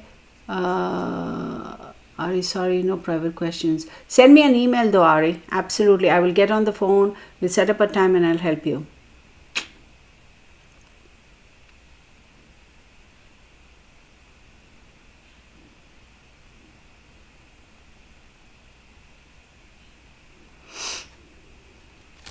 Kelly V, hi Kelly. I'm so glad you're here. Yes, do that. Ari, do that. I will have a look at them. I will look at them. I will communicate with you. I will set up a time with you. I will call you and no, you don't have to pay me anything. So don't worry about that. So 5 of Wands, what does this card signify? All right, we're already 1 hour in and let's get on with this. So 5 of Wands, what does this signify? Okay, 5s usually are challenges. 5 is a very kind of a tricky number, either way you look at it. The 5th house is a speculation. It's all about love affairs and that sort of a thing. So there's always conflict. There's always something not sure, because you come midpoint, right? From 1 up to 10, you're at the middle point. So this is the area, this is the time, this is the point where things can change and go forward and progressively get better, or it can change, regress and go back down again. Okay, to a negative situation. So 5, whether you look at 5 of Cups, whether you look at 5 of Wands, 5 of Pentacles, 5 of Swords, it's always a little bit contentious. This 5 per se, and I'll get into, how all this correlates with numerology as well. Like I said, I'm going to do these classes for a long while. We're going to go in phases so we don't get mixed up. So this, you got to be very careful. 5 of Wands clearly says, there are challenges, there are obstacles, whether, let's say you're a competitive athlete, you can say definitely you're going to have obstacles. There is rivalry involved. Very challenging situation over here, because see, with fire, you challenge fire. Fire is not going to back down. Fire is like, you're going to challenge me, come here, let me show you. And the fire is going to amp up the flames. Fire is going to heat it up some more, turn up the heat some more. Fire is not going to back down. Fire will be like, come here, let me kick your butt a little bit. I'm going to make it hotter for you, okay? Set a bigger fire under your seat, all right? Watch me. So this is a very contentious card. You've got to be very careful too when this card pops up. Because if you are in a situation, particularly for people who come to me with readings regarding domestic violence, etc., and I see this card pop up, I'll be like, you know how there is that one, like I call it the 0 hour or whatever. It's like, you got to get out now, like right now. This is not going to turn out well.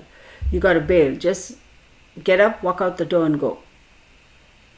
It's easy for me to say, it's easy for all of us to say, but as we know, when you are in that situation, it's very difficult for them to actually get up and leave, right? Because, they talk about the Stockholm Syndrome, they talk about all those things, whatever. But when this card pops up in a reading like that, when they say, I am in a relationship where there's a lot of violence, I don't know what to do, I'm like, leave, now, leave.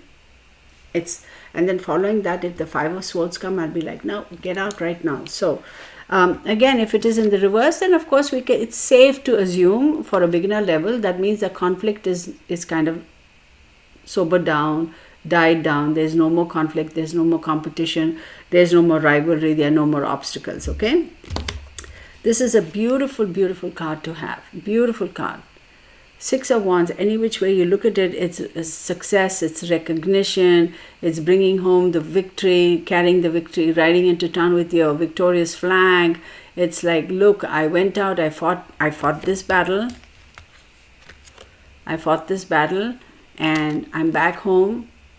I'm successful. Okay, I'm the winner. I completely subdued all this. Rivalry. I kind of squished them all, not in a way, you know what I mean. I completely subdued all that rivalry. I'm victorious. I'm coming back home. This is a very, very, very strong position to be in, because now you're truly going to be recognized. Okay, all right. But there are going to be some naysayers who are going to be like, yeah, you fought those 5 people, you came home victoriously, but was it a fair war? Are you sure you didn't use anybody else's help when you shouldn't have used it? I'm still going to question your victory. I'm still going to wonder whether, your victory was justified, okay? And now what happens is this guy has to protect himself, protect his victory against, the naysayers and the questioners. But you see this guy, you see him standing up and warding off all these people, the naysayers, those who are questioning him, but he is standing on top here and he's successful. So he's completely successful. He's like, yeah, I don't have to prove myself to anybody, but I will. If you're going to challenge me, I will prove it. Here you go, and I'm victorious. United the Light Warriors, Kita. Oh, that is so cool. I love that. That's the whole idea. As like-minded people, do something. So I'm going to stop for a second. There is one of our beautiful viewers. She has sent me an email. I think I replied back to her email. I hope we can get together. She's got a brilliant idea, to create something. And I'm not going to discuss that now. I actually had started working on a Facebook page for the same thing, and my Facebook page is anyway going to go up. I just waited for a little bit. I'm going to do that, put it up shortly, just to give a forum for people who regarding these cases. But this young lady, I'm assuming it's a young lady, I'm assuming it's a she. She's got a brilliant, I think it is a lady, her name says so. She's got a brilliant idea. I said, tell me how I can help. I am all for it. Let's do it. So I'm waiting to hear back from her. Let's see how that goes. There is a time and place. This is a class. Okay. No, don't be apologizing. It's all good. Let's focus on this. I think we have to understand and be cognizant of the fact that today is like a class. So I appreciate the excitement wanting to know, but please hold your horses. Let's just focus on the class. Okay, I do appreciate all of y'all, though. Just know that I don't want to take away from the folks who really are here for learning. All right, let's talk about the 8 of Wands. You see that little house on the hill and the 8 of Wands. This clearly signifies a need to take speedy action, a need to protect yourself even if you're expecting some speedy action. Let's say you are in a situation, you are so trusted with your... Thank you, I appreciate you, Pauline. You are expecting, like, there was a lawsuit or there was a court case, and you're like sitting there and saying, I don't know what to do, I don't know what's going on. This means that news is coming to you like super fast. Okay, but I'm going to tell you with this card too. All right, this card says the news that's coming, it's going to change you significantly. It doesn't necessarily always mean good news. Okay, because sometimes it's a news that you were not expecting, but once that news comes, either way, positively or negatively, it is going to change your life very significantly. Not just significantly, but very, very significantly. So be careful of that. For people who get this card, let's say, in a reading where they say, I have a court case, I want to know what the outcome is, and I get this card, I always go ahead and pull clarifiers, because I want to know, is it going to be good or is it going to be negative, right? I don't want to use the word bad, I'd rather say negative, right? So, now, with the Eight of Wands, it also tells me, if there's anything that is secretive, if there's anything that is kept under the radar, all those things will be released into the open. Boom. And it'll be released really fast. Let's move on to Nine of Wands. Okay. With the Nine of Wands, we're talking about maintaining boundaries. Okay. It's like, yeah, you have a perfect, you have accomplished a lot, you have got that beautiful fence around you, and you're looking outside, you want to step out of it, but right now it behooves you to stay very well within the boundaries. Yes, this is a card, this particular suit is all about taking action. Yes, you need to take action. Don't, just because you're in a fenced area doesn't mean that you sit around, do a bunch of nothing. No, you need to continue to take action, but make sure whatever action you're taking is well within the bounds and the limitations of your abilities and what's right. Okay, so we can continue to take action, right? We will continue to take action. We don't have to hurry up and sit on our hands. No, take action, but keep in mind that Wands is all about action, right? You have to make sure you're within reasonable bounds of what is acceptable to you, to society, to others, etc. All right, make sure you are held within, or your action is a little bit limited, yes, but keep well within the bounds of the norm. Because I have seen when this card pops up like this and they're like, to heck with it, I'm not going to keep within the boundaries, I'm just going to go off and do anything. Those people end up in big legal situations. It has happened. They've ended up, this is for a car dealership, they've ended up with a huge lawsuit. And I kept telling him, I'm like, dude, you better be careful. I understand. He's like, I know I'm right. I'm going to take action. I'm going to do this. I said, listen, take action, but you have to be cognizant. See, with the law, we're talking about a real case, legalities, there's so many loopholes. So you might think you're looking at the bigger picture and you're seeing black and white, but do you understand there is gray too? And so if anybody wants to get to you, they're going to get through the gray area. And he's like, no, it's not going to happen. I'm just going to go for it and I'm going to take action. And I said, keep within your bounds, keep within your limitations. Be sure to take legal advice. Don't just run off and do your own thing. And then he told me, he said, Kitana, just as an FYI, I pay my attorney and he will do what I tell him to do. I was like, honey bunches of oats, you're a grown man. Let me rephrase that. Honey bunches of oats, you're a grown-ass man. Go right on and do what you need to. You make your own decisions. Literally a year and a half later, he was back. He got his butt hauled over fire so badly. Okay, so badly. And then he came back and he said, I was like, what happened? And he explained everything. He said, there was one small, minute detail, like the fine print. That one aspect is how they got him, and he ended up having to shell out $25 million. What you gonna do? Right? So when we need to take action too, we have to be cognizant of what our limitations are. Like, for example, we talk about people going around and throwing false allegations. Oh, XYZ raped me, and this one did this and this one did that. Well, now in the court of law, in the legal system, if they find out it's a false allegation, you are going to get your butt hauled over fire, and then next thing you know, you're in jail and defamation and this and that and all that stuff, right? So if you want to make an allegation, make sure it is backed up by evidence, not some falsity, correct?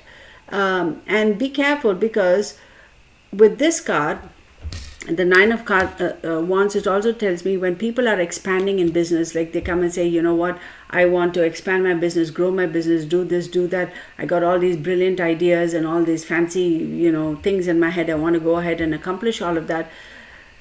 Measured success is going to get you through true success, okay? So let me rephrase that. What do I mean by that? When we talk about structured growth and unstructured growth, hang on, because I need my lip balm. Sorry, guys. When we talk about structured growth and unstructured growth, structured growth is being very cognizant about your limitations, knowing how much you can do and how much you can push your boundaries without jeopardizing everything, right? That is a structured growth. Unstructured growth is like, whoof, you go right up top. But listen, the higher you rise, the harder you fall, and you fall really fast.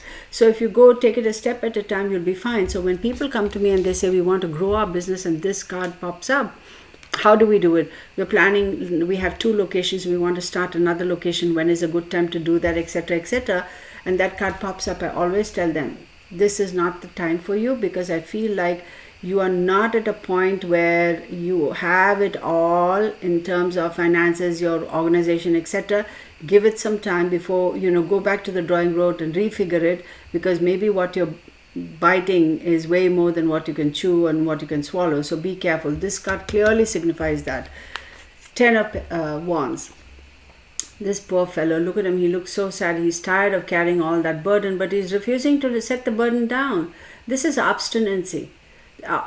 This is being a little stubborn. This also tells me many a time, this card 10 of Wands, that some people, again depending on the reading, yes, I need my lip balm. Yes, Texas Patriot, look, I need this. Yes, y'all, that is my lip balm. Girl's got to have a lip balm. Thank you. So this card also tells me sometimes people, they use their burdens as a mantle. They use their burdens as a shield and they hide behind it. They don't want to step out of it. They're not willing to set down their burdens. 'Tis the season for lotion and lip balm. Yes. Aquarius girls, stay hydrated. True. So, they're not willing to set down their burdens, okay? Look, the burden is not tied to his back, okay? You don't see anybody having bound the burdens and stuck it on him where he can't get out of it, right? So this is saying at any point in time, he can just drop it. He can just let it go, but he's not. He's like, I still have a little bit further to go. I need to go to that point, and once I get to that point, I'll set the burdens down. Because he's still looking at going to that little house, right? You see that house? He's like, let me get up until there and then I'll set the burdens down. I say, why are you waiting? What are you waiting for? Why are you carrying that burden with you for so long? What are you hiding behind? Why are you hiding behind this? Why are you using this? This is emotional blackmail card too. People use this to say, oh my God, look how much I'm suffering. Look how much I'm doing. You know how we all have that grandma, that aunt who's overly dramatic, right?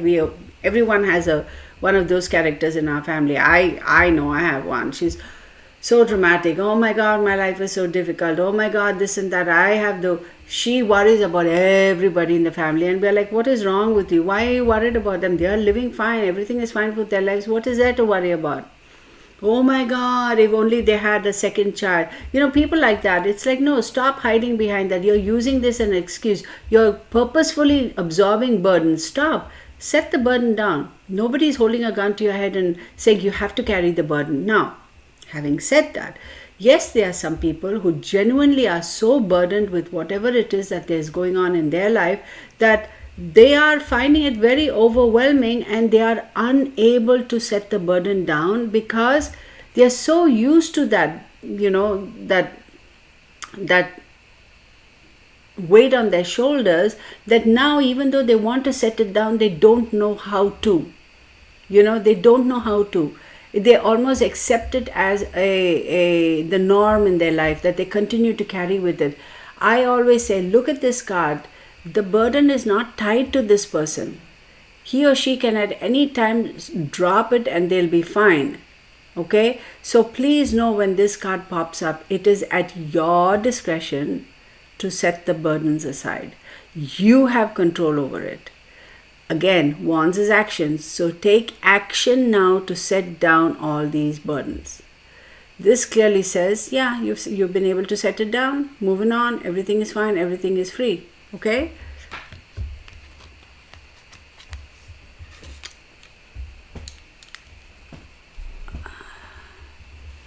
Okay, no worries. Okay. So we have the Page of Pentacles, right? There's another reason why I really like this deck, y'all, because it's so simple. It is not complicated like this one. The pictures are a little bit, it's beautiful artwork. It's not really complicated, It's very, very simple. But, and you also have a whole bunch of other decks, for example, this has got so much in it, information in it, like you don't know what to focus on. This is a very purely pictorial, visual deck. Beautiful. I love it. So now let's get on to the Page of Wands. There we go. No shine, no glare. So with the Page of Wands, again, we had talked about the age group for pages, right? It's new projects, creativity, new ideas, taking action on a new project. Okay? Taking action and creating a new idea. Okay, starting a new project, take action. All right, I've accomplished all of this. I want to take action. I want to go forward. Okay, I'm going to go out and see what I can accomplish. Okay, take action. It's a youthful, young energy. And it's also, when that card pops up, I always tell people now, it's saying that you may be feeling a little youthful yourself at this point in time. You feel regenerated. You feel like, okay, fine, now I almost feel renewed and re-energized, and I'm out of that funky situation. I'm out of that whatever, the negative situation. I'm renewed. I'm energized. A new me is coming forward. This Page of Wands also tells me, for people who have been in a situation where they have been stuck in a deficit, like what do I mean by deficit? Like, I'm talking finances now. Been stuck in a rut. All right, Kelly B. Oh my God, thank you.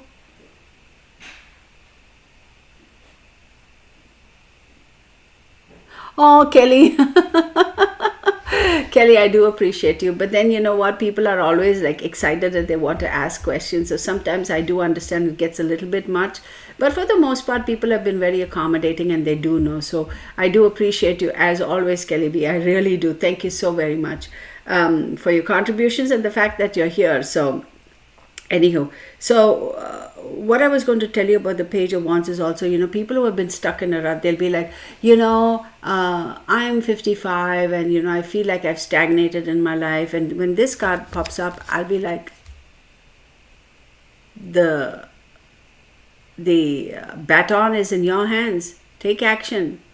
This is the time for you to renew yourself. Okay, take action and go forth. You got it. You can do it.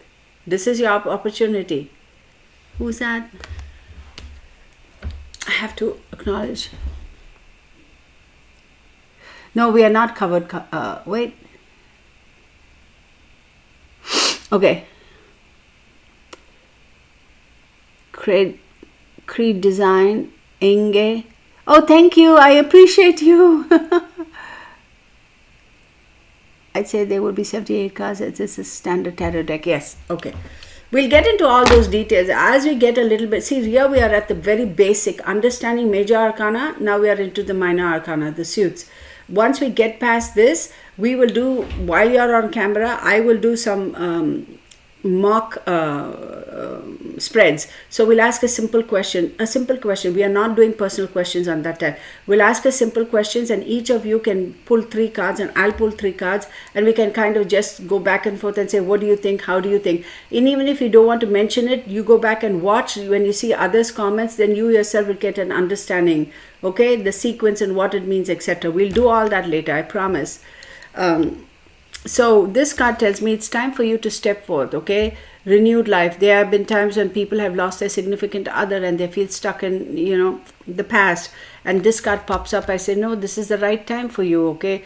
You've done your grieving. This is your opportunity to step forth and start a new life. It's a new phase. Take action, okay?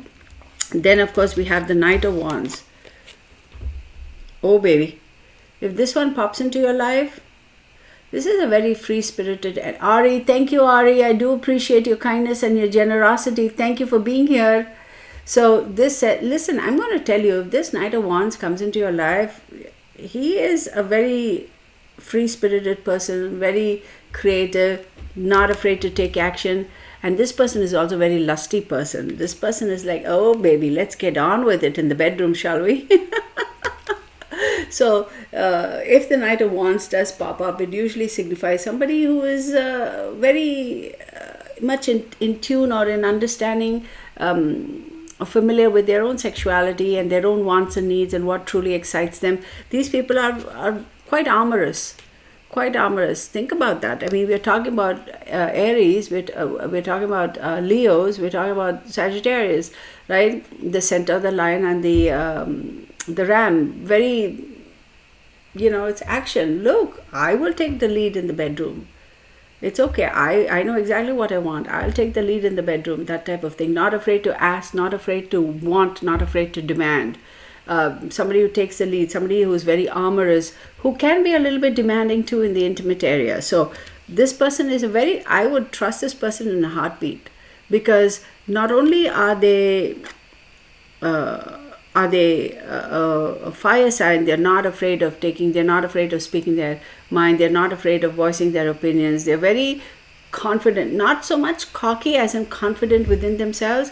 They're not afraid to talk, they're not afraid to make their opinions known, and they're also very open to other people. They're not closed off like Cancerians, they're not closed off like Pisces, they're not closed off like Capricorn. Some signs, they find it very hard to absorb and accept opinions, whereas these three signs, the fire signs, are quite okay. They'll be like, okay, they may not necessarily incorporate your opinions and your ideas, but they won't shut you off and say, stop talking, hush, stop talking, I don't want to know. They won't say like that. They'll be like, yeah, it's an open forum, we can exchange ideas, we're fine, right? They're very open that way, and very smart and very sensible person. If I find this card, if I'm hiring somebody at work, and if I find this card, particularly a salesperson, I'll be like, honey, you got a job, come join the company, start today. This is that kind of an energy. But of course, it's because they have that ability to take action. They're not afraid to speak. They will go and meet anybody. They'll make conversation with a dead person. They're totally fine. That's why I would hire them, not because they're amorous. I hope you understand what I'm saying. Because somebody will pop up and say, well, Kirtana, you said this person is very amorous in the bedroom. Is that the kind of person you're going to hire? I'm like, no, that's not what we're going to be talking about when we're going to go through the interview process,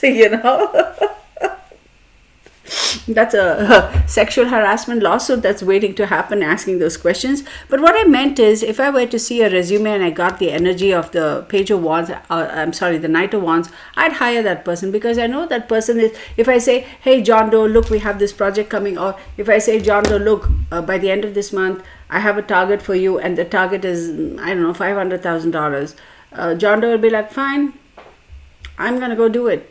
John Doe is not going to say, I'm going to try, I'll do my best, I'm fine, got it. And John Doe will be like, bye, I don't have time, I need to go, I got to get on this.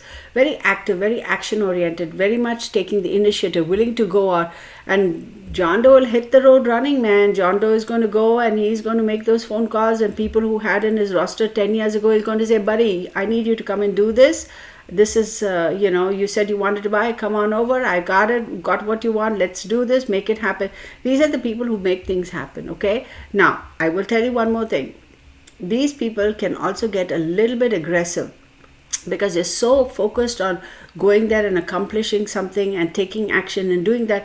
They can get aggressive in the sense that they can burn competition in a heartbeat. That fire energy will completely burn competition to a cinder, and these people can also tend to have blinders. They'll be like, look, I can't do anything. I have this project. I got to do it. I got to accomplish. One track mind. Let's get it done. So, Queen of Wands. This is a beautiful, if any of y'all have a Queen of Wands as a mom, okay, a Sagittarius, Aries, or Leo, you know exactly what I'm talking about. This is a very feisty person who's not afraid to speak her mind, right? This person is all about, let's go, let's explore, let's learn, let's, very enterprising, very explorative, very adventurous. Very adventurous. Wands again are a very adventurous lot. So this lady, for her, if I'm a Sagittarius mom, so let me speak for myself. The best years that my kids will say is when they were old enough to, travel and to understand things, like, let's say, from the age of 4 onwards, 3.5, 4 years, like they have memories that they say, Mom, we had the best time. Not that I didn't travel with my kids when they were younger than 3, but they couldn't, that age, they're constantly tired, their body clock is different, they're hungry, they don't, all the new places, all the stimulation, it's difficult for kids to absorb and process that. But once they kind of cross that 4 years or whatever, they are a little bit more understanding, cognizant, you can, interactive with people, with environment, with stimulation, etc., right? So we had some really, really good times. Now, I'll tell you one more thing. As far as my kids were concerned about taking them to a movie theater, until they were about 3 years, I really didn't take them to a movie theater because I didn't want kids, because that music, when it comes on loud, kids get startled and they start crying. I always thought that was rude to the other viewers, right? And these people constantly chattering and the cell phones going off and things like that. So this Wands mom is very cognizant of all those things. This Wands mom is going to be awesome. Now, I am not, one more time, I am not dissing moms from any other sign. Please, moms are moms. We nurture our kids. We love our kids. We live for our kids. We die for our kids. We, regardless of what your sun sign is, okay? So please don't misunderstand me what I'm about to say. But this is the mom who's going to be more about, let's go out, let's go on an adventure, let's go to the zoo. I'm going to be your baseball coach, your football coach. I'm going to teach you cheerleading. I'm going to coach your basketball team. Come on, let's go. I'm going to teach you how to swim. Come on, let's go. I'm going to teach you how to play tennis. More that outdoorsy type, more somebody who's all about taking action. Yes, we have to do homework. Come on, let's sit down. Let's finish your homework. Let's go. We are not going to be sitting at home twiddling out. Oh my God, my kids will tell you. I can speak about myself. Of course, they had their downtime, but I was like, no, you're not going to be sitting on your butt all day long watching TV. Come home, do your homework, have some rest time. Let's go. Life is to live. There's so much to see. Let's go. Until today, if you talk to my kids, they will always say they appreciate that. They never realized at that time, like, there was so much exposure, learning, seeing things, understanding, going out, experiencing things. And all the time they tell me, Mom, those were the best years, because they find it easier to interact with other people, as adults, because their formative years, where, we all understand the formative years are so crucial, right? And just the fact that I traveled with them a lot, internationally as well, and they've been exposed to all those things, they're very happy, they're very comfortable in any environment. They will be fine. So again, I'm not dissing moms from other sides, but this is a mom who's all about outdoor activities. Let's go out and learn. Let's go out and experiment. I'm going to teach you rock climbing. I'm going to teach you how to swim, that sort of a thing. But this mom also, don't you ever dare be saying anything negative about her troop, her brood, her family, because she's going to lose her stuff. Now, if you have a boss or a supervisor or a manager or who have you like this at work, beautiful energy to have, because these people are very action oriented. Yes, they have a little bit of a temper. They'll blow up and they'll be fine. They don't harbor that. But these people are very helping people, very, very helping people. If this card pops up, if you have a judge who has this sign, if you have an attorney who has this sign, a doctor who has this, and this card pops up, that's what I meant, this card pops up, I'm going to say you are in the best hands. Best hands. Because these people are very action oriented. They are willing to take that action. They are willing to take that step, but they'll also sit you down and explain to you the pros and cons and everything, and make sure you understand, you're cognizant of the limitations and the possibilities before they take action. They will never get annoyed at you for asking too many questions. They'll never get annoyed at you for anything. But having said that, they always say, they're not going to easily commit, but once they commit, you're good to go. Having a boss with that kind of an energy is the best thing, because they are going to be the most supportive people. Very, very, very fair. They play fair. Very fair. They don't necessarily harbor any favorites, etc. They play very, very fair. So that's a really great energy. If this card pops up, you can rest assured that this energy is going to do the right thing. They're going to be very fair. They're not going to be partial. They're not going to favor one over the other. And this is a great energy to have. I'm telling you, if you get this energy when you are dealing with a court case, you win. You won. You're good. And again, this person is not afraid to get their hands down and dirty. They are willing to get down in the trenches and do the work. Absolutely willing to do it. And they'll do a fine job. They are the kind of people who will show you by example, not just sit there and say, go there and do this and do that. They will show you because they have truly had those experiences in life. When this card comes out in a personality reading, I'm going to say that this person has had phenomenal life experiences. Okay, now let's go on to the King of Wands, and then we got 2 more sets to go. King of Wands, a lot of power, a lot of charm, a lot of courage. But with this King of Wands, you got to be a little bit careful, because that individual will tend to kind of have a little bit more temper. Okay, a little bit more of a temper. They'll be like, they almost come across as being very rough. But they're not. It's just that they put so much of pressure and tension, and their expectations of themselves are so high. It's like, dial it down a bit, buddy. It's okay, we'll get it done. Very true, Kitana. Signs like to stay busy and like adventure. True. Leo rising and Leo moon here. Hence my profile name, Queen of Wands. Yes, I'm very protective. Yes, I can tell. So, with the King of Wands, I'm going to say, very action-oriented people. They are the kind of people who will be like, let's go, let's get it done. And if you don't do it, they're going to have a little bit of a hissy fit. They'll be like, why didn't you do it? I want to know why. Stop talking. I want to know why. No, stop talking. Don't give me excuses. I want to know why. And here you're going, dude, you're not even letting me answer your question and you're telling me to stop talking. What's up with you? Right? So it's not because they're being bullies or anything. It's because they cannot comprehend how you didn't accomplish what was set forth for you. Because they accomplished it. So they assume that everybody can accomplish it. Sometimes they hit that roadblock because they can't understand that everybody's abilities are not the same. Cognitive levels are not the same. Capabilities are not the same. They find it hard. But these people are very proud in the sense that if they take on and say, this is my team, this is my group, this is my family, this is my thing, the expectations are very high. Because they take a lot of pride. Because if they say their team lost or didn't win, they'll be like, it's a personal affront to me. It's like, oh my God, I didn't win. They take a lot of pride, but in a good way, right? But this person can be very demanding. That card, when it pops up, it shows, but again, action oriented. It's like, let's go, let's get it done. One thing I know, I've done a few readings, but there have been a few fire chiefs, believe it or not, fire chiefs who, that card has popped up consistently. I do not know why.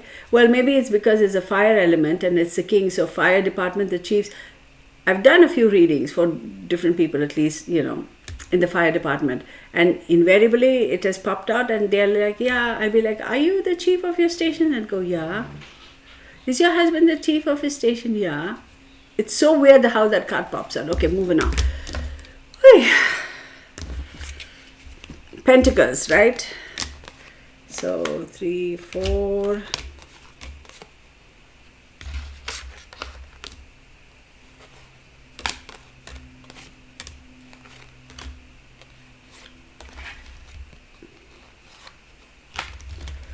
Five, 6, 7, 8, 9, 10. All right. Pentacles. Earth element. Taurus. Virgo. Taurus, Virgo and Capricorn. For a second I blanked out. Earth element. Taurus, Virgo, or Capricorn, right? And that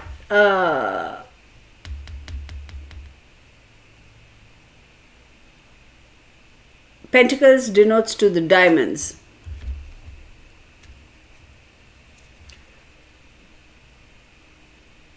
So the Pentacles suit denotes, of course, it's Taurus, Virgo, and Capricorn, all earth elements, right? Taurus is ruled by Venus, Virgo is ruled by Mercury, Capricorn is ruled by Saturn, and Earth. The earth element. So, I forgot to tell you for the other ones, right? So the fire, Aries, Leo, and Sagittarian. Aries is by Mars, Leo is the Sun, and Sagittarius is Jupiter. And the cups is Cancer, Pisces, and Scorpio. So Cancer is ruled by the Moon, Scorpio is ruled by Mars and Pluto, Pisces is Jupiter and Neptune. Okay. So when we start off with the Pentacles, it is everything to do with the earth elements. And what are the earth elements? It's the materialistic comforts in life, right? Earth is related to the home, the hearth, etc. You need to have the finances to be able to provide for a home and hearth and etc., right? So the earth element definitely revolves around money as well. Now, Venus is also very, very active and involved in the earth element, because Venus is also all about fine things, the nice house, the nice home, the nice food, the nice wine, having the materialistic comforts and the assets. And Venus likes everything nice, okay? And the earth element also talks about stability, because home and earth, if you own your own home, if you own a particular asset, etc., in the modern age, materialistic assets, etc., equates to stability, equates to comfort, equates to I have arrived, equates to I have accomplished, makes us, for the most part, feel a little better about us, because we have the security. It's a security that these things provide us, that offer us the stability, right? And earth is all about the stable element, being grounded, being well established, having proper roots, the foundation being good. Right? So let's get on with the Ace of Pentacles. This is a beautiful card, the Ace of Pentacles. A new job, a raise, a promotion, new income, new investment. The Ace of Pentacles also to me signifies, look, I'm offering you an olive branch. I'm offering you a opportunity wherein you can enhance, you can develop on this and work towards your financial goals. With this, you'll be able to enter that. Now you have the wherewithal to be able to enter that doorway, and you're on your way to accomplishing things. The element, the Ace of Pentacles also signifies a younger child, right? So now with this, I'm also going to tell you, you gotta be careful, because this card has popped up in some weird readings, y'all. Okay? It's like offering a settlement. Literally offering a settlement. If you have a lawsuit or a settlement type of situation, this card will pop up. Okay? This card will also pop up in negotiations. It could be a legal negotiation. It could be a business negotiation. And sometimes during these negotiations, it's not necessarily all that it's made out to be, because this may not necessarily be the amount, right? The pentacle may not be as shiny or as much as you expected it to be, but hey, buddy, take it. It's this or nothing. Now, this also pops up, this pentacle also pops up at times when there are some nefarious elements in a situation. Now, what do I mean by that? Before you run off and jump to conclusion and say Pentacles denotes the devil, etc., etc. Well, in modern times, people think, anything materialistic equates only the devil makes you want this and the devil makes you want that, etc. There is a certain school of thought that thinks it's a devil, that, money worship is the devil's worship, and being greedy and that sort of a thing. That's a particular school of thought. So people do think, okay, this is anything materialistic, wanting a nice house, wanting this greed and gluttony and all that equates to the devil. Look, I understand any excess of anything is not good, but we need certain comforts to be able to exist in this world, right? I mean, if somebody is able to go off and live off the grid and enjoy their life that way, hats off to them. But for the most part, on an average people, we want to have our basics, right? It is what it is. Now, this is a little bit of a stinky situation. If you're caught in some nefarious activities and I see that card pop up, I'm going to say, look, it's settle life for life. I have seen it happen. What do I mean by that? It's like, because of you, XYZ lost their life, so now we're going to get our pound of flesh from you. That's a weird thing, but it has happened. Okay, Two of Pentacles. Juggling, weighing the pros and cons, too many options, choices, multitasking. This card can make you signify that you're really tired as well because you're doing way too much. Depends on what other cards precede and proceeded.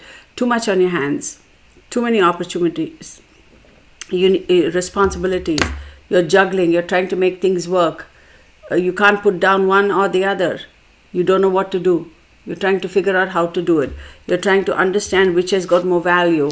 You do know you cannot have both. You do know you have to drop one, but you just don't know which one. So that ongoing struggle is there, okay? Now that Two of Pentacles is a good thing because you have choices, but it's a not necessarily good thing because you're multitasking. And if you're multitasking, are you genuinely going to be able to do justice to everything that you're multitasking with? Something's going to give for something, right? So, Kelly B, yes, it is a beautiful story, and I've been learning terrible over here. Yes, so that is the Kabbalah system type of thing that goes into that. We'll talk about. Just wanted to say hi, everyone. We'll have to play catch up. Okay, Claire, we're glad you're here. All right, let's get on to the Three of Pentacles. Now, this card, Pentacles typically will pop up with regards to money, financial situations. You know, if this Pentacles card pops up in a reading for relationship, then I'm going to say this relationship is driven by money. It's driven by the fact that finances are so much more important to emotions in this relationship. In a relationship reading, if Pentacles doesn't pop up at all, I'm going to say it's a very emotional situation. Kirtana is using the following tarot cards. Okay. So when and this Pentacles also pops up in career type of situations a lot, right? But don't be stuck and say only money aspects and finances think Pentacles should be used. That's what I mean. You have to read between the lines.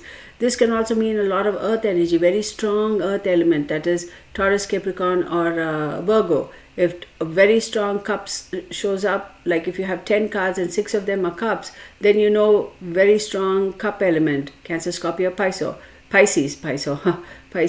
If out of 10 cards, 8 of them are wands, then you know very strong fire energy. So then it is the cards are telling you time to take action. Time to take action is very action oriented. The time is now. So you have to learn how to read all of that to get individually as well as together. Now let's take the Three of Pentacles at the very, very basic level. It is showing this guy working, and there are 2 people who are watching him, and their coins over there. So they're saying, look, buddy, we have watched you work. We have been observing you. We are so surprised by, and we appreciate your hard work. And now here we are. We now trust you. We are willing to invest in you. We also want to help you, and we want to know if you can help us. So in a sense, they're kind of bringing him business, enhancing his business, doing whatever they can in their little way to contribute to his success. This is a beautiful card to have. Absolutely beautiful. This could also mean partnerships. This could also mean people getting together to form a partnership to start a business. That sort of a thing, okay? I'm missing something here. Good afternoon, Kirtana. Pamela Stratman, hello. Bunny says, good afternoon. Bunny's outside with his dad. I said, you need to go out. Okay. So after this, I have the swords, right? Hang on 1 second. So now we move on to Four of Pentacles. Four of Pentacles, of course, Pentacles right off the bat. What is it? It's money, right? So this card clearly shows this guy has so much importance on money, right? Oh my goodness. So much value on money, right? He is probably got a bit of it. He's holding on to it for dear life. He's not willing to let anything go. Money is very important to him. Financial comforts and security is very important. And he's also a little bit insecure because he's not willing to let go. Look, you got to give some to win some. It takes money to make money, right? Even if you sit at home and start a YouTube channel, look, it's going to cost me money for my electricity, for my internet, this, that, and the other. So if you look at it from that perspective, it takes money to make money, right? So this guy is like very insecure. He's like, nope, I'm not, this is somebody who's like, I'm not going to part with my funds.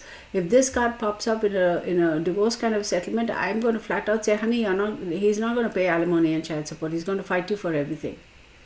He's going to hold on to his assets as much as he can. He does not want to give you anything. This is a card that also signifies insecurities, holding on to your emotions, holding on to your insecurities. You're so insecure that you're just kind of put up a facade. You don't want to let people know anything about you, right?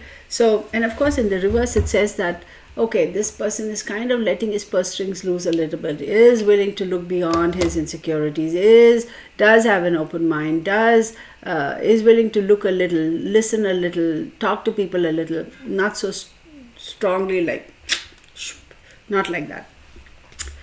When this card pops up, it clearly says that, look, feeling a little desolate, feeling a little bit left out in the cold, absolutely. Lacking the financial wherewithal to be able to function, to do what you need to for your daily essentials, right? For your living expenses. This card would worry me if it pops up if somebody were to ask me about their career. Look, I don't have a job. What's my career? What's my financial situation going to be like? And then that card pops up. I'd be a little bit concerned because right off the bat, that card shows me that this person is struggling with some finances. This card also will show that somebody is locked out of some financial benefits, meaning like maybe they were due to get a raise and they didn't get the raise.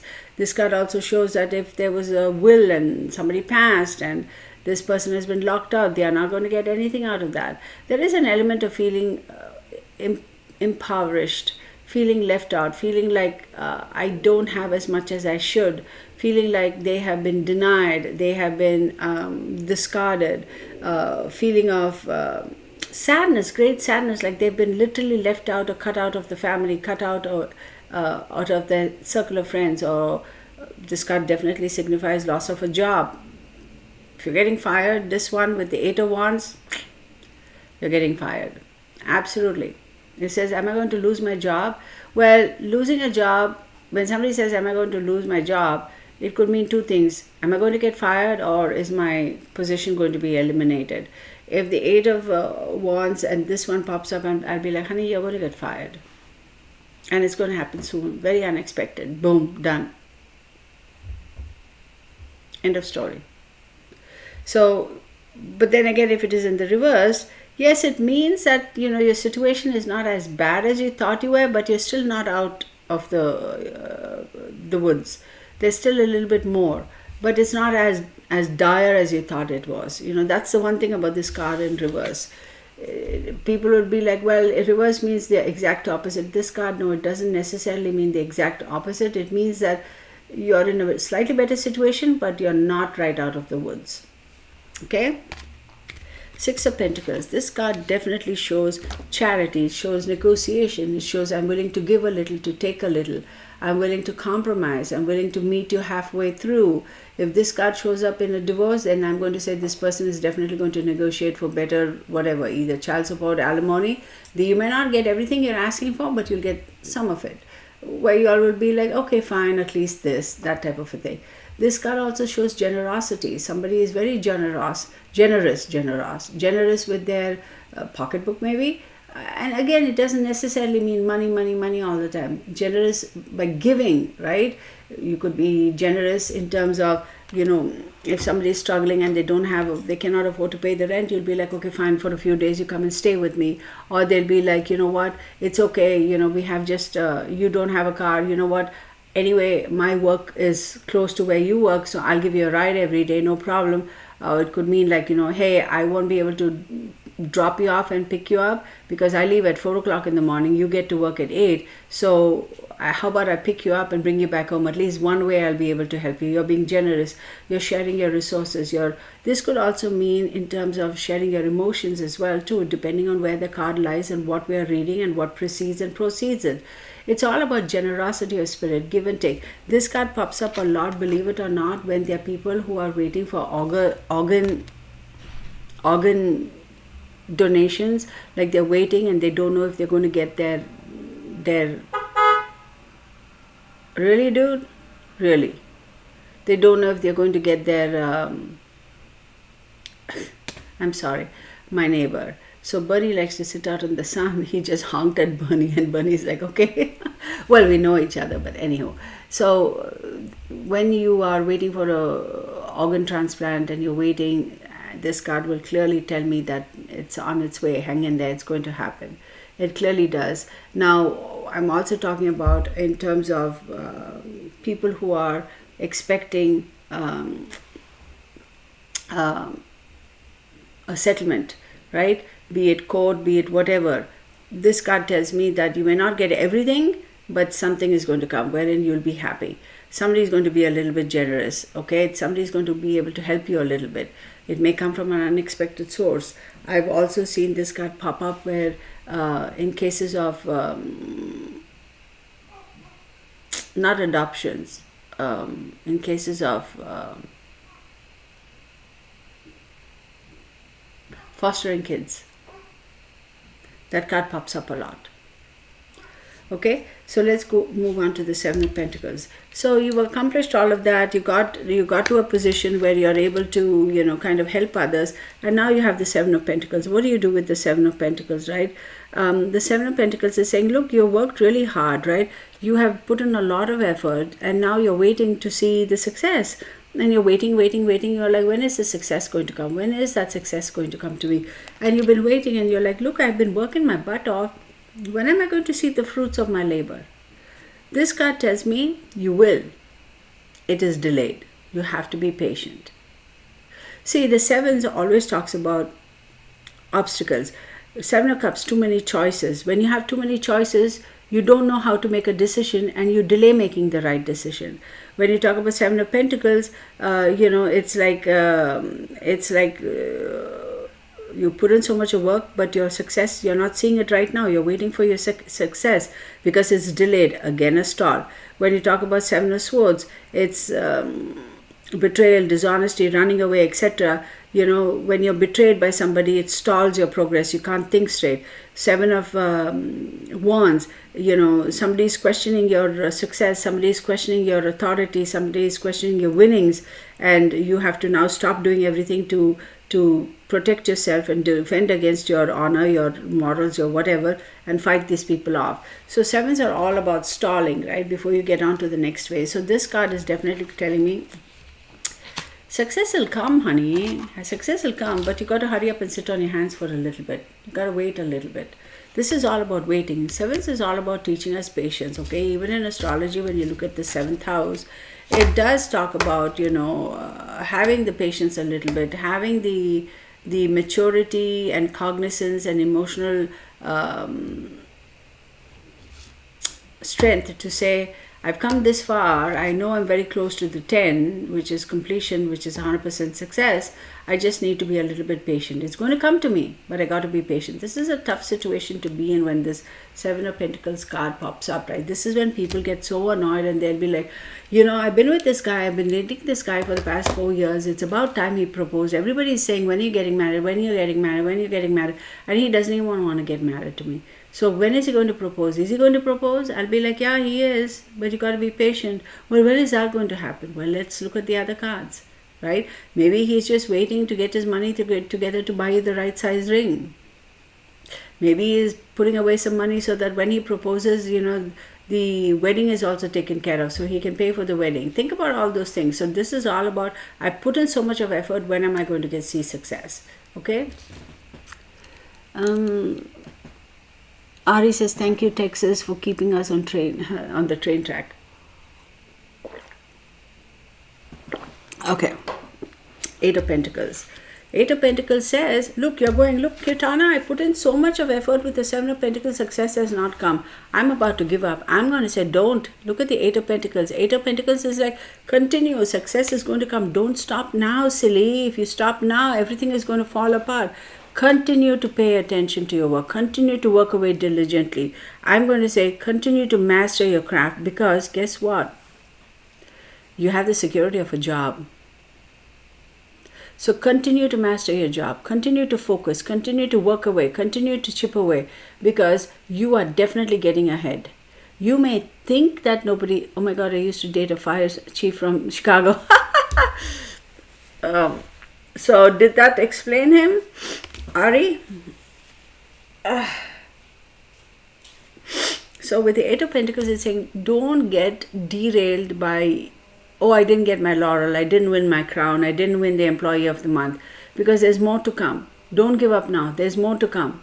Okay, so this I'm going to say persistence. If there's anything I say about this card, I'm going to say keep persistent. Stay focused. Continue. Do not lose your focus. Do not get distracted. Okay, do that. People are like, oh, I've been studying for my master's, my PhD forever and a day. Am I going to be successful? Be successful. Or I failed the first round of my realtor's exam. Am I going to succeed? Yes, you will. Yes, you will. Second time round, you will. So, Nine of Pentacles. This is a bit of a selfish card.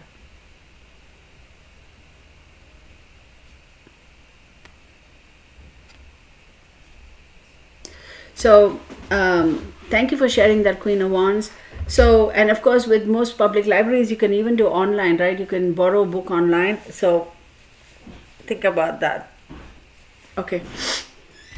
So, Nine of Pentacles is a beautiful card because you want to be able to have all the finances. Venus, remember, she wants all the good things in life. You want to have the resources to be able to enjoy all of this.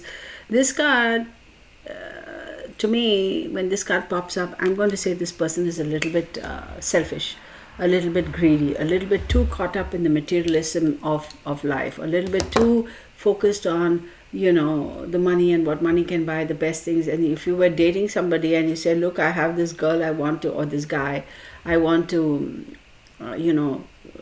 Jane Doe and Janet Doe, no offense meant to anybody, I don't know who to go to, and one of them, this card pops up. If I say signifier and this one pops up, I'll be like, this honey, this individual is all about all the good things. You better take her to fine restaurants, get her all the best, and she'll make you spend money. She'll go through your money really, really fast.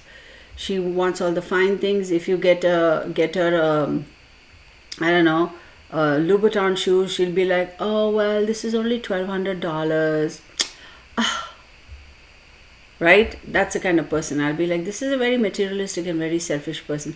Very vain, all about their looks and their appearances and what's fine and what's not fine. If you hire a person like this is a high maintenance person. I'll be like, good Lord.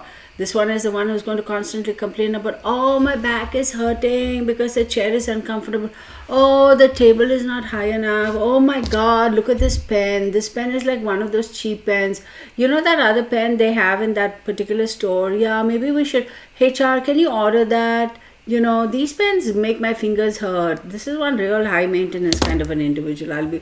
Me personally, I'll be like, oh my goodness, okay, bye.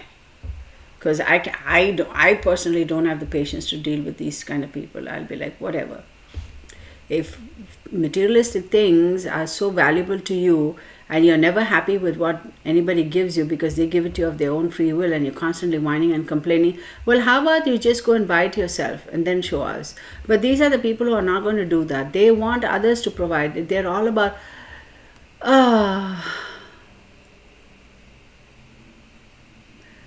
they're the kind of people who will do a little bit of emotional blackmail to be able to get things from you.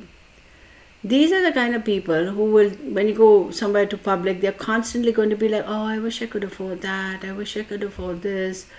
They'll say it so many times until somebody gives in and falls for their little tricks. And they'll be like, fine, I'll just get it for her. And the person who gets it may not necessarily be able to afford it, but they just can't deal with this. And they'll be like, okay, I'll get it for her. Or him and I. Vanessa says, hi. Hi, Vanessa. Just to hush them up. Got it. Cat hates says, hello, friends. Hello, Cat. So you got to be very careful. When you have a person like that in your life, I feel for your pocketbook. I really do feel for your pocketbook. Very demanding, a little bit selfish. But I'm also going to tell you, with these people, I wouldn't expect longevity from them. I wouldn't expect loyalty from them. I wouldn't expect them to be along for the whole ride. It's one thing to want nice things, I get it. But if you're constantly obsessing about that, if this card pops up with a Gemini card, I'll be like, bail right now. This is not going to help. Not that Geminis are bad. That's not what I'm saying. But Gemini is ruled by Mercury. That's what I'm saying. So don't come at me and get all crazy with me and say, how can you say that about Geminis? No, I'm not bad-mouthing Geminis. If a Gemini card comes, Gemini being ruled by Mercury, and we know how Mercury is, right? You can't really contain Mercury. Mercury will go any which way, right? The attention span, oh this, oh that, oh no, not this, I'm over with this, now I want that. And this card pops up, I'll be like, honey, move on. Okay? Do you have any advice on working with those people? You mean these people who are the demanding people? Yeah, I have one word. Not one word. Let me think. Wait, I don't know how many words. I'll be like, there's a door. Leave. Enough of your BS. That's my advice. I'd be like, no. Absolutely not. I know how to cut people like that off. That's just me. But each person's situation is different. What I would say is people like that, turn the tables on them. Oh yeah, my God, it is so beautiful. I wish somebody would gift me something like that. Or, oh my God, that's so awesome. I'd be really happy if I get that as a gift this time for Christmas or my birthday. Just turn the tables on them. Reverse psychology will always shut them up fast. That's one way of doing it. But if it is Kirtana and somebody like that in my life, I'll be like, oh, good to know, honey, but you ain't getting jack crap from me. Okay? My pocketbook is meant for me and my family and my kids. Who are you? Yeah, we'll exchange Christmas gifts and all that, but if you're trying to hint that you want that and this, and it's clearly out of my budget, you think I'm going to fall and buy you? No, I'm not. I'm not going to jeopardize my pocketbook for your pleasures. You go and work your butt off and do it yourself. Do you see me demanding things from you like this? I never. I never. So what makes you think that if you are going to drop all these hints, I'm going to get it for you? No, not happening. But me, I'm like, bye Felicia. So Isabella missing in Hawaii. I didn't even know that. Phew.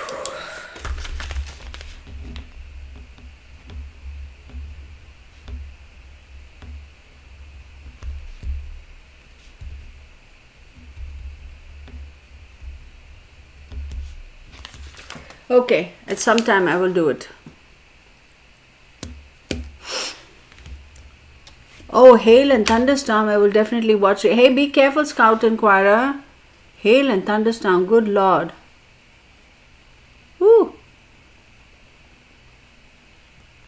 No, Vanessa, I didn't find that deck. I feel so bad though. I know which one it was. It's a dark grimoire deck. I didn't find it. I've never lost a deck until now, so that really bothers me.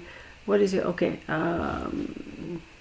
The favorite deck is the deck I'm using at the moment, meaning not this. Whichever deck I'm using and I'm completely synced with it, I enjoy it. I don't have a specific favorite per se, like my go-to one. No, because like I said, I rotate my decks. When I feel the energy depleting, I put them away for a while to recharge them, etc. And then I pick it up again. Unless the deck is so bad that I'm unable to handle it, then I set it aside and I'll be like, I won't go to it. But there's no particular favorite deck. Okay, because I read intuitively. Now, Ten of Pentacles. This card is financial fulfillment or total bankruptcy. This card pops up when people have gone bankrupt. Financial fulfillment, as we know, Ten of Pentacles means long-term financial gains, leaving a legacy for yourself, for your family, having that long-term financial stability and that security to be able to provide for yourself and your family. What do I mean by that? What is long-term security and stability? For some people, it's $10 million. For some people, it's as long as my house is paid off, my car is paid off, and I have enough money every month to take care of my necessities, that's fine. Some people will I need $1 million every month to just survive. Well, whatever. So based on this card, I'll say this card clearly shows that you have the ability to be able to live for the rest of your life comfortably. Whatever investments you have made or etc. are going to pay off, because this is total financial security. or complete financial destruction. This card pops up when somebody's business is closing up. When their business is, they've done some boo-boo and the business is a hot mess and everything is falling apart, that card will pop up. Okay? Now, believe it or not, in one of the readings I did for my own curiosity, when I did the reading for Suzanne Morphew, that card kept popping up in the reverse. The Ten of Pentacles in the reverse. Well, subsequently come to find out that Barry Morphew basically cleaned out all her inheritance. We all know that. Now, he completely, whatever funds they had, most of it came from her. Not Barry. Most of it came from her inheritance or her share from her parents, whatever. And he basically cleaned her out. Financially, basically cleaned her out. His intentions were very, very clear. He just wanted to clear her out. Now, the Ten of Pentacles also tells us, yes, when people are going to win the lottery, yes, there's a jackpot, there's an unexpected gain, financial gain, either like a raise or a whatever. At the end of the year, you get some kind of a little packet, extra something, that sort of stuff.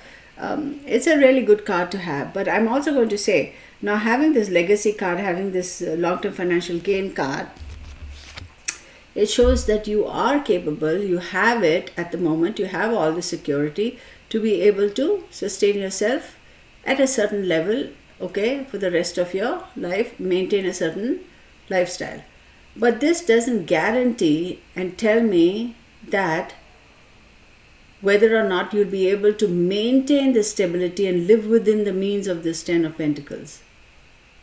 If you choose to run off and make hasty, stupid decisions, and I'm going to buy a Lamborghini, I'm going to go and buy, get myself a set of gold teeth with diamonds in them, and you piss away your inheritance or piss away your legacy or your financial little pot of gold or your security, then there's no guarantee that this is going to last you for as long as it does.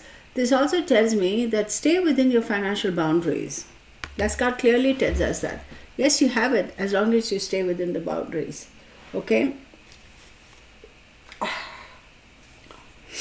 Okay, let's get on with this. Page of Pentacles, then we have the Knight of Pentacles. Okay, and then the Queen of Pentacles.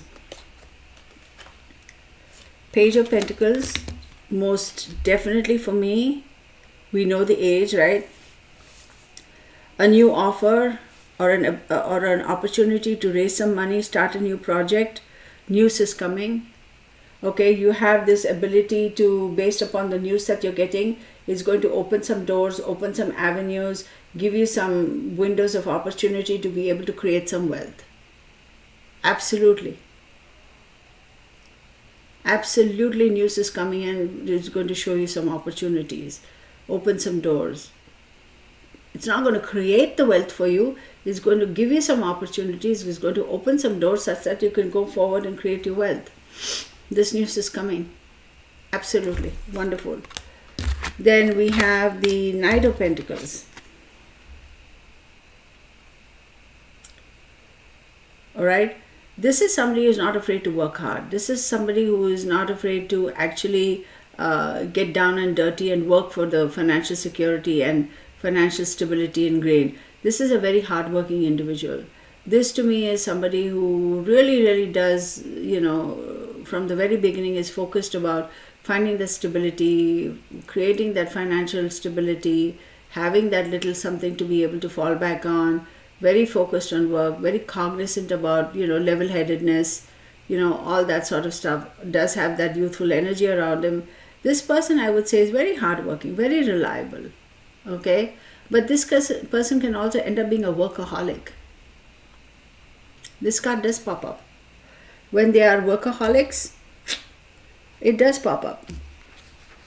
But I'm also going to tell you that this individual, they get so focused on work that they tend to burn out fast too. How is our favorite pup dog Please give plenty of belly rubs and hair scratches for me. Absolutely, Scout Inquirer. Right now he's outside. I didn't let him. Mark came home and then from the gym, and I basically sent Bunny out. I said, go, your daddy's come. Go bother your daddy for a little bit.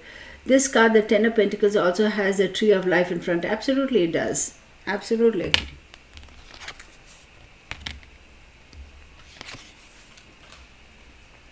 But see, that's the thing with the tree of life, right?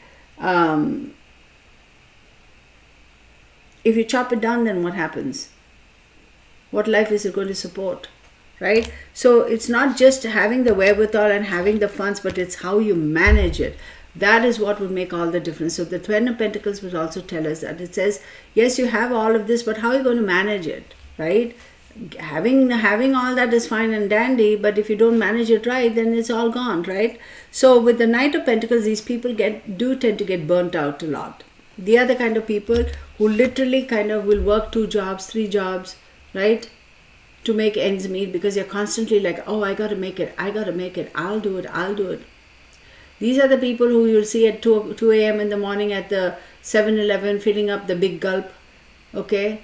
Because they have a whole day ahead of them. These are the people who will not eat very well. Surprisingly, even it's an earth sign, and earth signs are all about good food and good wine. They do tend to put on weight. They can get a little lazy. They can get very stubborn, all that we know. But this person is the one who will also end up with very poor health, because they don't nourish their bodies properly, because they are on this, almost like this wheel where they're constantly, those little wheels that they put those... is it mice they put in or something that keep rotating, and the mice keep going inside, round and round and round? These people are like that. They're constantly working, absolute workaholics. If you're married to one of these people, I really, really send you a lot of love and affection, because their intentions are very good. They are not doing it on purpose, but by default, because they're such workaholics, they do end up tending to ignore their family and their family life. So they have to be able to kind of detach themselves a little bit. These are also the kind of people who, unfortunately, certain individuals do tend to take advantage of. These are the kind of individuals who would be out doing 2 or 3 jobs, and typically you'll hear, the wife or the husband is sitting at home watching TV, eating bonbons all day, right? Because these people are so hardworking. They want to provide the stability and everything for their family. They do tend to burn out. These people also end up having one-track mind. They find it very hard to relax. So, double-edged sword. Oh, this lady. Let's talk about her. This chica, the Queen of Pentacles, right? Oh, she's all about the home, the family, the heart. She wants all the fine things. She's very good at entertaining. She's very good at, making sure everything is spiffy in the house. Everything needs to be nice, good food, good wine, all that sort of stuff, which is fine and dandy. Very, very much proud about the house, the home, the hearth. Oh, in my house, I have like Italian linen, and the cotton came from, that kind. Take a lot of pride in this. This person, very egotistical, y'all. Very, very, very egotistical. This one is somebody who will not necessarily have a job. This is the kind of a person, if it were to show up as a principle in a reading, this is the kind of person who would rather be a homemaker, who really doesn't have the motivation to want to go out and work, but will be more than happy to spend your coin. I'm not saying it's a bad person. I'm not saying that. Some people are really good at being homemakers and they like it, and their significant others are totally okay with it. Hey, whatever rocks your boat, rocks your boat. I am not here to diss you at all. Okay, don't take it personally. But there's always a negative side too with this particular individual. Like I said, if they end up marrying somebody like this, if this one marries somebody like this, I feel sorry for this guy. When you look at the negative side of this person, right? The shadow side of this person, I feel sorry for this person. Because this one is spinning their wheels, trying to provide for this one, and this one's never going to be happy. That's the negative side. That's the shadow side of this person's character. Now, the positive side, the light side of this person's character is very stable, always will provide a solid home, solid emotional home. Alright, this is somebody who is the quintessential earth mother. Always the door is open. people are, oh, my friend's mom, she used to be my mom. She was almost like my mom. She always had a meal for me. I practically lived in their house. She never said, she treated me like her own child. This is the light side of this person's character. Not everything is negative. Okay? So keep that in mind. Now this person, I have also seen in certain readings, who actually end up being, okay, the treasurer or the accounting chief or the accounting head for companies. And surprise, surprise, they really do know how to manage money. So there's a shadow side and there's a light side. CFOs of some companies end up having this in their chart, primary energy. I have seen that. It's funny how energy plays out. So like I said, it depends on, the situation. And everybody has a light side and a dark side to their character, right? King of Pentacles.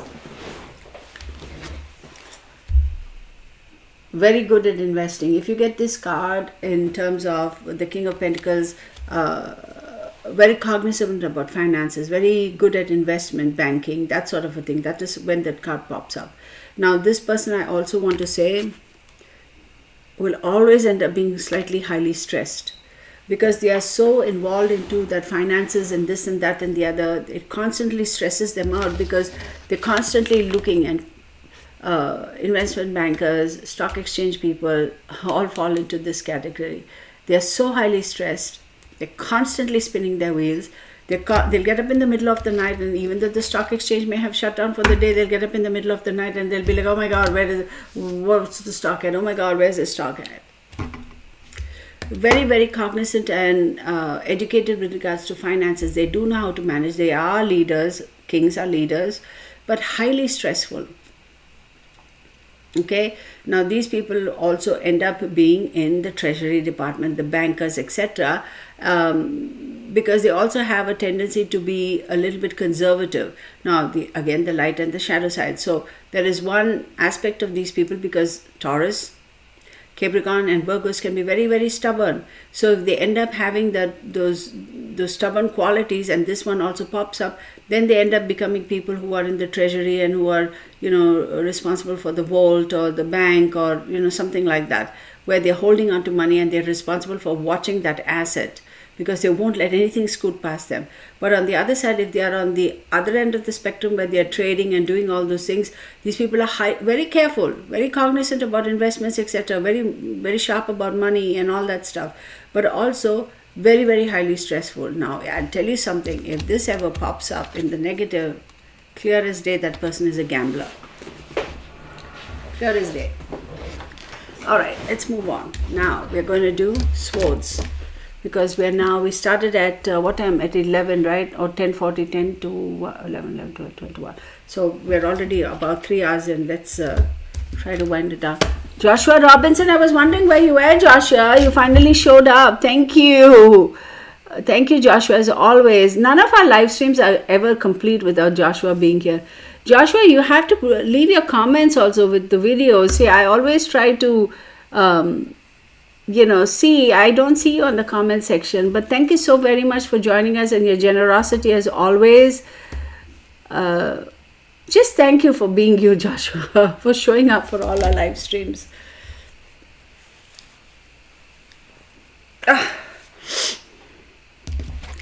Joshua, send me an email, will you? I missed my spirit animal question last night because my ding dong phone keeps ringing. Joshua, would you please send me an email? I would love to communicate with you if that's all right. Of course, no pressure. But all right, let's get on with the swords element. Finally, right? So, Page of Swords, 6. Okay. 5.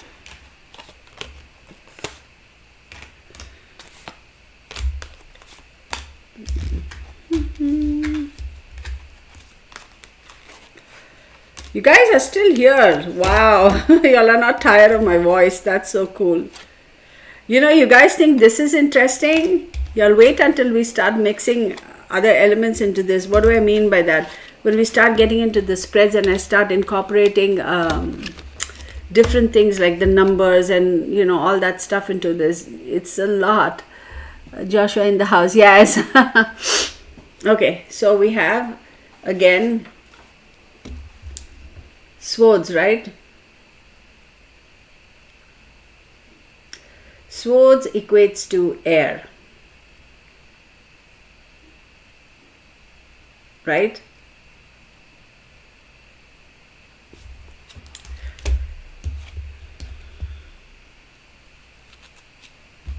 Equates to spades.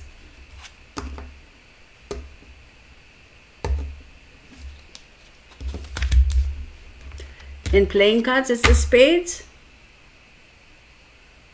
In tarot, it's this. Let me just note this down before I forget.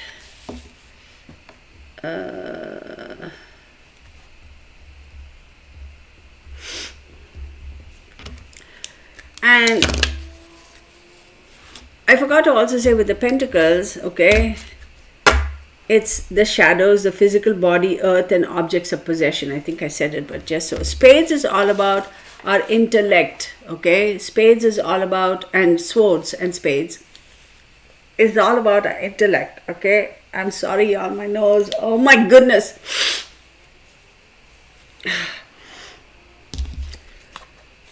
The Suit of Swords is Libra, is Gemini and Aquarius. Gemini is ruled by Mercury.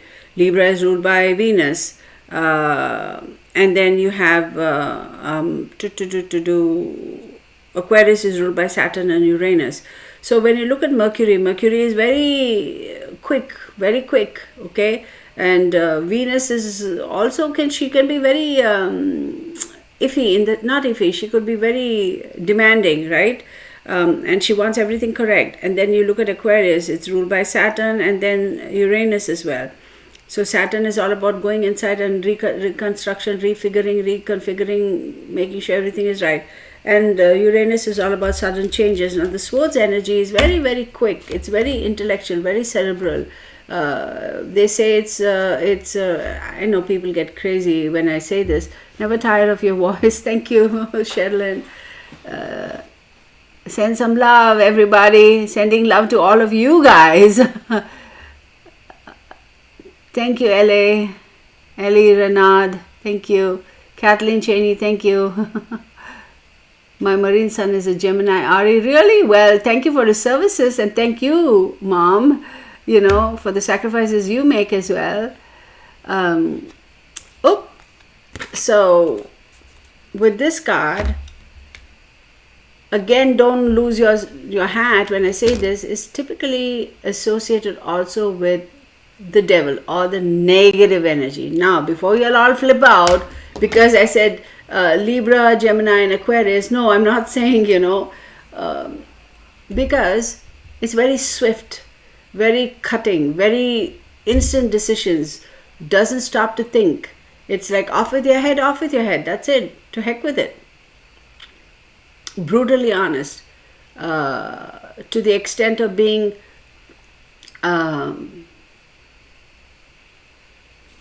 to the extent of not caring for somebody else's feelings, knowing very well your intentions, your motives, your actions, your words are going to really hurt somebody else. You don't care. It's like, nah. Don't stop and think about the energies of other people. It's like very, very sharp, very like, no, I don't care. Just be done with it type of energy. So the Swords, strikes. When the sword strikes, it's like to eliminate, to cut apart, to break apart, to remove. That's a sword, right? The wand, we talk about action. What do you do with the wand? Think about a walking stick. It's to help you to move forward, to take action. Whereas the sword on the other side is like, boom, gone, right? Quick to disembowel, quick to disengage, quick to depart, quick to cut loose. So that's what I mean, because when you traditionally think about the devil doesn't care. The devil is like, okay, that's it. That's what I mean. So don't get mad. Again, signifies aces are children. Now this card pops up a lot with new ideas. It could mean surgery. It could mean conflict. It could mean somebody's going to get offed. It could also pop up when somebody's going to be a suicide type of a situation. surgery got wrong. It could also mean people who are stabby in the back. You got to watch out for this. This is literally a double-edged sword, in my opinion. But on the other hand, the positive aspect of it with the Ace of Swords is it brings a lot of clarity. It makes us see through clearly through two events, the true reasons. It makes us understand, see things really with clarity, be able to, you take off your sunglasses and you see things clearly, right? That sort of a thing. It brings a lot of mental clarity, which is awesome. And with mental clarity, you will be able to make appropriate decisions, right? It's not all about, and with mental clarity, you make appropriate decisions and you may be able to eliminate what truly you don't need. It's like with that clarity, you're not going to throw the baby out of the bathwater, right?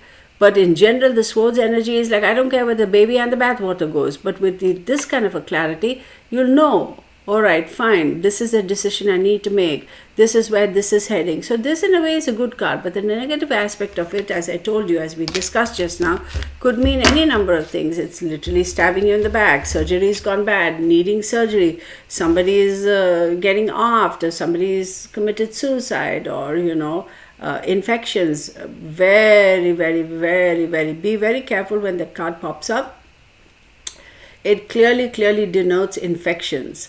And infections in terms of, like, let's say you fall or you nick yourself or whatever.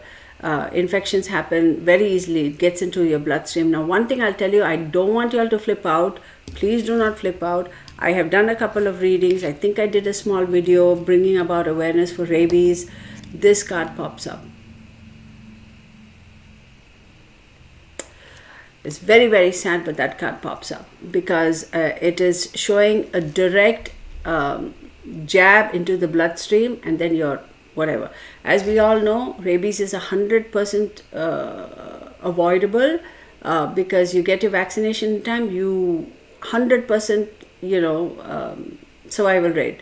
But if you don't get your vaccination in time, 100% death. Right? We know that. We know the statistics. Very few people, you can literally count on one hand how many people have survived rabies in this whole world, as modern man knows, right? So be careful of that. I also want to say people getting electrocuted, people getting accidents at home with regards to sharp objects, all that the Ace of Swords does signify. You got to be very, very careful. I have seen cases where, people have gone and, at least one case, javelin thrower. This card kept popping up for the reading, kept popping up, and this person didn't tell me. I was like, at the state level, and this was not in America, it was in a different country, and then, at least this person is from a different country, and I go, let's just call him John Doe. I said, why is this card popping up? It's telling me, because it kept saying that there were accidents and then this one. There was an accident and this one. So I'm like, did you have an accident on the field in one of your competitions? And he goes, well, kind of, sort of. And I go, did somebody get poked or pierced or something? And he just, oh my God. Just started bawling, and I was like, shoot. Well, come to find out there was an accident and he threw the javelin, and there was somebody there who was not supposed to be, and that person got pierced. It actually went through their left shoulder, I still remember. And he showed me pictures and all that. I kind of flipped out, man. I was like, oh, it's hot in here. And that person thankfully the person survived. The person got speared in such a way that the person was actually standing and this javelin had gone through and they were stuck to the ground. And I'm like, how in God's world? Because the javelins are not skinny little things like this, right? They're quite like thick, right? They're big. But the force and the speed and the velocity and what have you is wrong person, wrong time, wrong place. All the stars aligned for that. And this person actually got speared. And I was like, oh my goodness, I can't. But the person survived and everything. This poor guy, he stopped. He was at the state level and he stopped. He said, I couldn't go back and do that. I couldn't pick up the javelin again. And it was so sad because a talented person, but what are you going to do? So, Two of Swords. Don't go about blindly making decisions. Do not see, she's wearing the blinders. She's like, oh, I'm just making, no. If you make a decision without seeing things with clarity, you are going to fall flat on your face. You have to take off your blinds. Oh, bunny half. You have to take off your blinds and make a decision. You do have choices, right? You are in a situation where you're going to have to compromise or make a decision. You have to make a decision or compromise. There's no other option for you. But be sure that you are aware of everything that you need to be aware of before you compromise or make a decision. Make sure it's an informed compromise or an informed decision. In this, it says you have no choice. The decision will be made for you. Here you have a choice, but take off the blinds. Okay? Now, the Two of Swords also does signify when two people are going at each other with a lot of animosity. Yay, cat. Okay, cat, I missed a lot. Okay, so appreciate. Okay. Bruce Davis says, hi, Miss Host, everyone. Oh, Bruce, you're so kind. You're calling me Miss Host. Well, my name is Kirtana, Bruce. Good to meet you. Let me spell my name for you. All right. People always get my name wrong and then they'll be like, oh, I'm so sorry I spelled it wrong. I'm like, it's okay. It's a different name. Not many people are familiar with it. So, okay. Believe she will answer since our focus. Okay, Bruce, I don't know what Bruce's question is. Texas, if you would, Patriot, if you would please,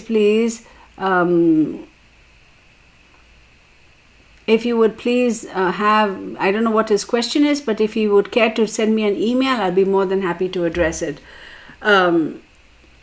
People always say, Kirtana, we don't know how to spell your name. It is K as in Kansas, E, R as in Roger, T as in Tina, A as in America, N as in Nancy, A as in America, Kirtana.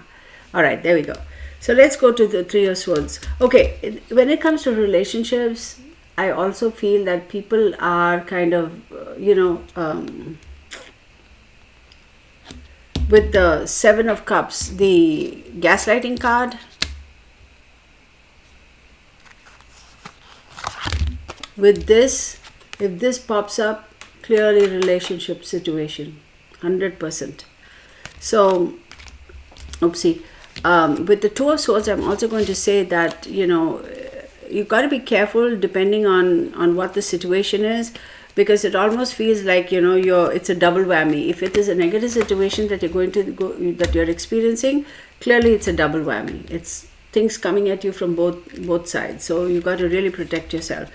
This Three of Swords to me, oopsie, can I hold it right? Yes, surgery, definitely surgery. Yes, heartbreak. Yes, divorce. Yes, loss. Yes, depression, etc., etc. But if you actually look at this card, it almost feels like somebody has deceived you. Deception. It's literally, relationships falling apart. Definitely surgery. Could be very simply heart disease.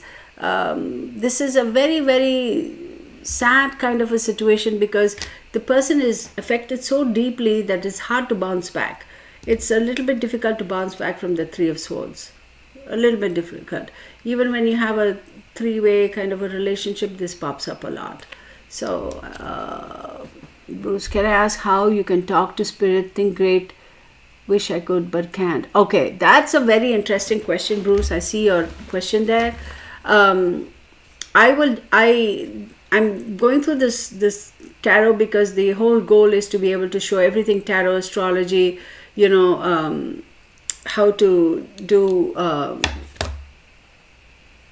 transcendental meditation, what have you, everything, gemstones, spirit work, channeling, all that. But I'm doing it in phases, so I don't know if you have the patience to hang on until, all this is done and we get to that point. So maybe in the next two classes, not the next two classes, maybe the third class from now, I will be maybe the second class from now, I will put it up, we can touch on that because a lot of people have asked me about channeling and talking to spirits. So next class, I know it's going to be a trial for drawing spreads, and maybe after that I'll do every first and third Saturday at 11 a.m. I have my readings, my classes. hit the bell icon so you'll be notified and you can join us. Absolutely, that is one of the subjects to be discussed. So, Four of Swords is taking a respite, is taking the much needed rest. Okay, Four of Swords is retreat, renewal, solitude, recovery, rest. Yes, this card can also mean death. It can literally mean a demise of a person, again depending on the kind of cards that go back and forth, etc., right? Or precede or proceeded. So this card, when this card pops up, I'll be like, stop spinning your wheels, stop spinning your wheels, hang on a second. You need to take a step back, because you continue down this path, you're on the path to self-destruction. You need to take a break, you need to go back. But this is also a very vulnerable position. Think about it. If you really lived in the days where they were all knights and swords and horseback, etc., the most vulnerable time would be when you were sleeping, because you were not conscious, you didn't have your weapon at hand, your weapon is actually by your side, and you were the most vulnerable, because anybody could come and attack you and you wouldn't even know, right? So you got to be really, really careful when you are when you get this card. I say, yes, you need to take some retreat, you need to be cognizant of your environment and the situation you're in, because this situation can go bad in a heartbeat. Okay, now the Four of Swords can also signify somebody who's coming out of rehab, somebody who's coming out of surgery, going through physiotherapy. It's a slow process. They need to get back to where they need to be. I see that card come up a lot with athletes who have taken a step back because of injury, sports-related injury. That card comes up. Whenever that card comes up, I tell them not a good time for you to go back into the sports arena or into competition. You still need a little bit more rest. And if that card keeps coming up, I'm like, no, this is not a good time, because you go up now and try to get back into the game, you're going to hurt yourself even more, because you're not fully healed, and that is going to take you even longer to rebound. So this card, I'll be like, honey, you really need to pay attention. You really need to take care. People have said, okay, I need to know, am I going to be successful in my weight loss journey? Am I going to do this? Yes, this card is clearly telling me you're not ready. You're not ready to give up your diet. You're not ready to, come out of, whatever you were in. Like if you were on a weight loss diet, maybe I'm thinking about, I'm done with the weight loss. I can now start eating normally, whatever that case may be. I'll be like, no, you need to continue this for a little bit, because your mind is not completely trained to that way of life. So you need to continue down that path. If people, on the other hand, have come and asked me, I'm seriously thinking of bariatric surgery, can I go in for that? I'm going to be like, there are a few steps you need to take before you just blindly walk in and say, I need surgery. The doctor may say, yes, come, I'll put you on the surgery table, I'll cut you open and do everything. But no. You need to do a little bit of work before you go in for your surgery, because if you don't, your recovery is going to be really hard. So it's very, very interesting. Surgery is usually associated with the Swords cards. Five of Swords. Remember I said, when I see the Five of Swords in a relationship, it's about domestic violence, bullies, being bullied, being threatened, violence, abusive relationships, theft. All of this is associated with this card.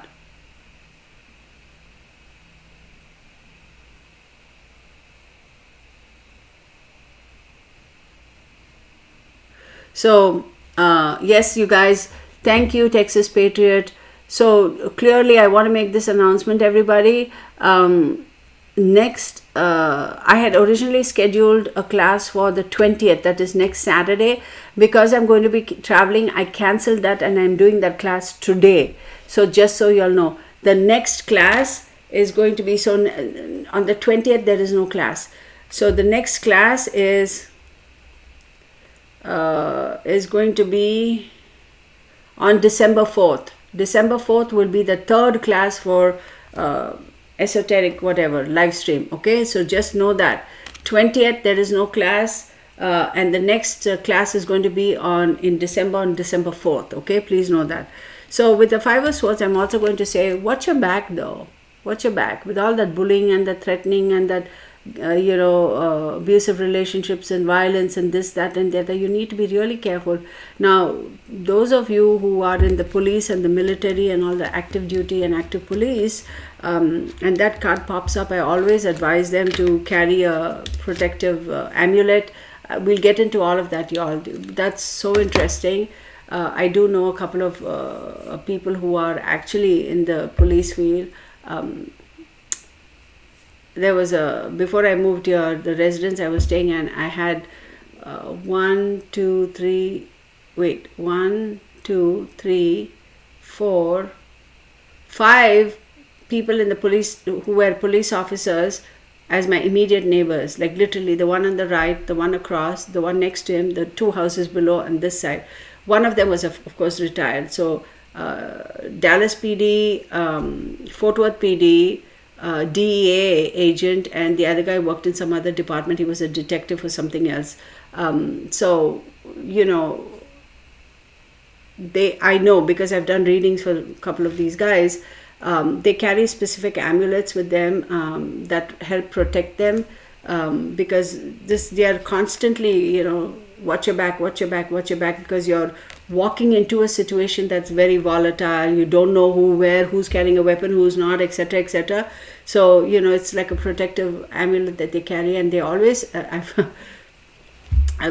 they've come and they've told me, oh my God, Kirtana, it really has helped. It just makes me feel more heightened and more alert. Not that you're not. I somehow feel that, after I started wearing it, I'm more cognizant of my environment. I seem to pick up on little things that, I didn't see or my partner didn't see earlier. And now I'm like, and that has really helped me. Believe it or not, these things really, really help you all. Carrying these protective amulets, etc. It really helps.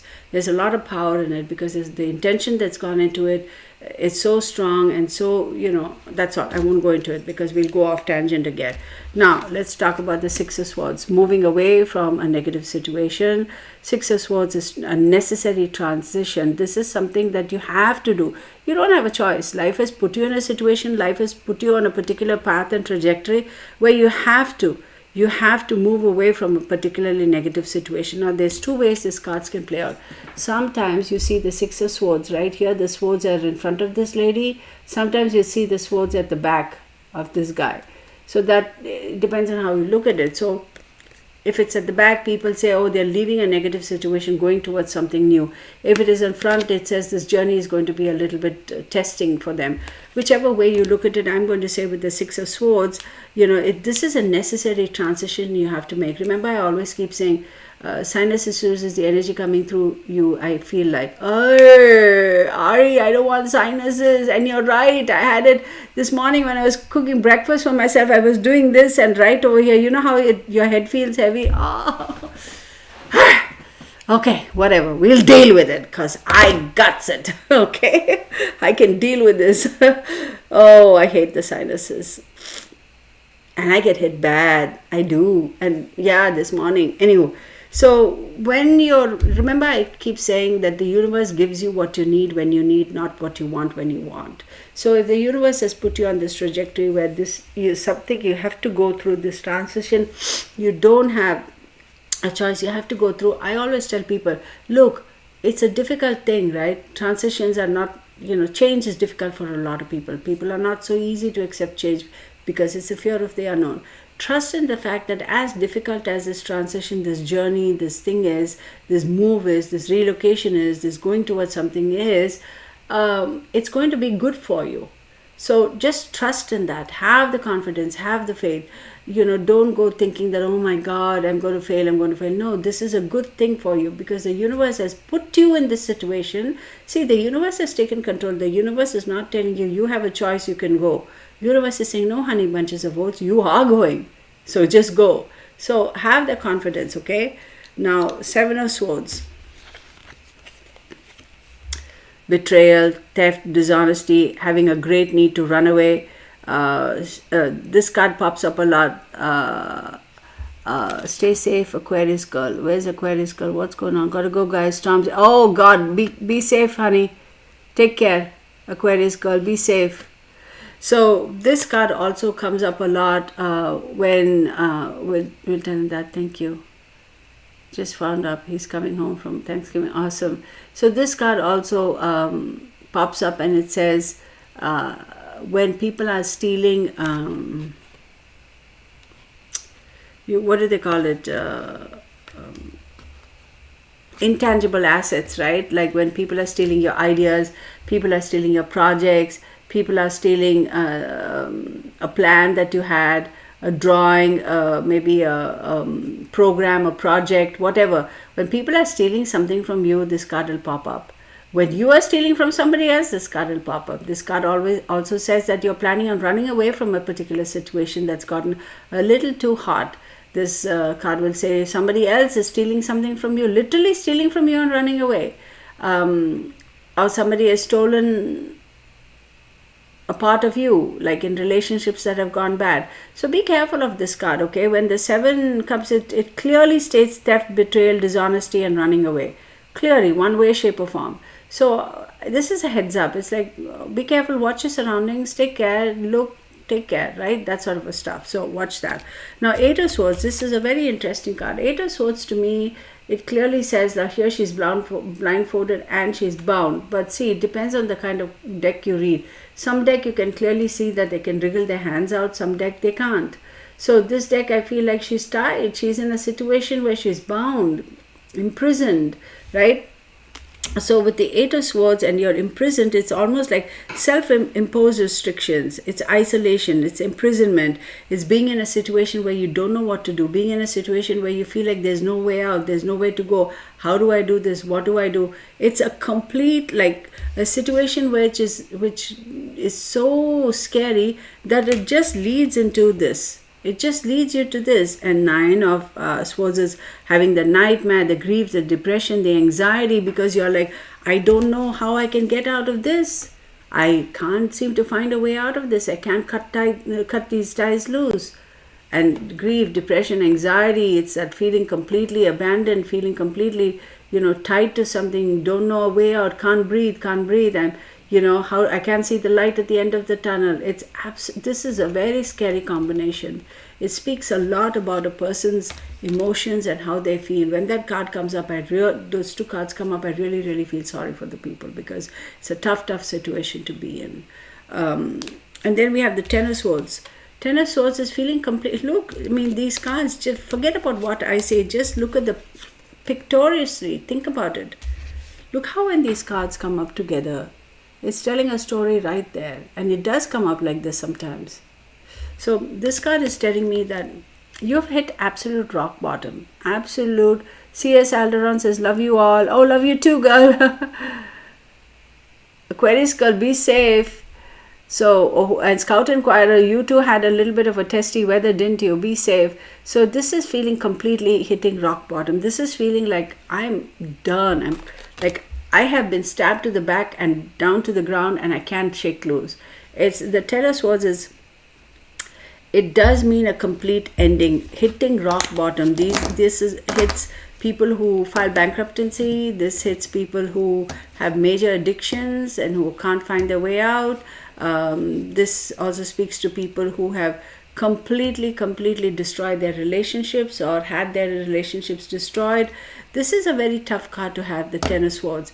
But I'm also going to tell you one thing. It's a feeling, yes, and you may be completely destroyed. You may be feeling absolutely like you have hit rock bottom. But then the Page of Swords steps in, and the Page of Swords says, see, look, there's a lot of gossip, there's a lot of prying eyes. People are watching you. People can see you've hit rock bottom. People see how desolate you feel. People are seeing that. But look, you need to take action so that people stop seeing, gossiping and talking crap about this situation, right? Okay? You need to take action. Okay? You need to take action so that people can stop gossiping and talking crap behind your back about this.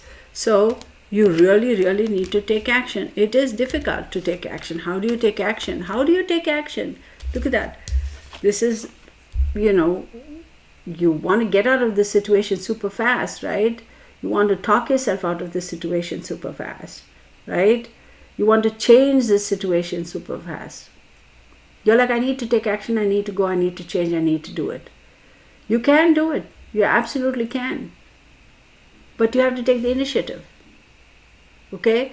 So when these cards pop up, keep in mind, look, free choice, right? Sometimes life puts us in situations that are so difficult.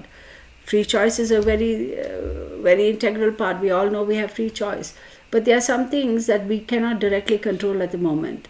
So I would say focus your energies and control what you can. And what you can control is your mindset.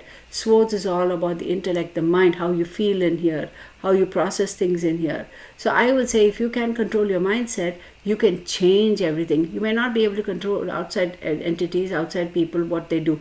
You can control your reactions to that. And how do you control your reactions? By changing your thought process, by changing what goes on within your head. Change your perception. Look at things from a different perspective. Okay? And don't ever give up. Don't ever give up. Because if you can change your thought process, you can change your perceptions, you can change how you look at things, you have control, you see things with more clarity. And when you see things with more clarity, you feel like you're regaining control. Once you regain control, you know how to take your next step forward. And with that comes building of confidence. With that comes being able to progress. With that comes there's no stopping you. Right? So, then we have the Queen. This lady, when she pops up, I'll be like, oh, better be careful. This one is not going to hold her mouth. This one will cut you down, up and down, right and left and front and back and inside out. This one is very sharp.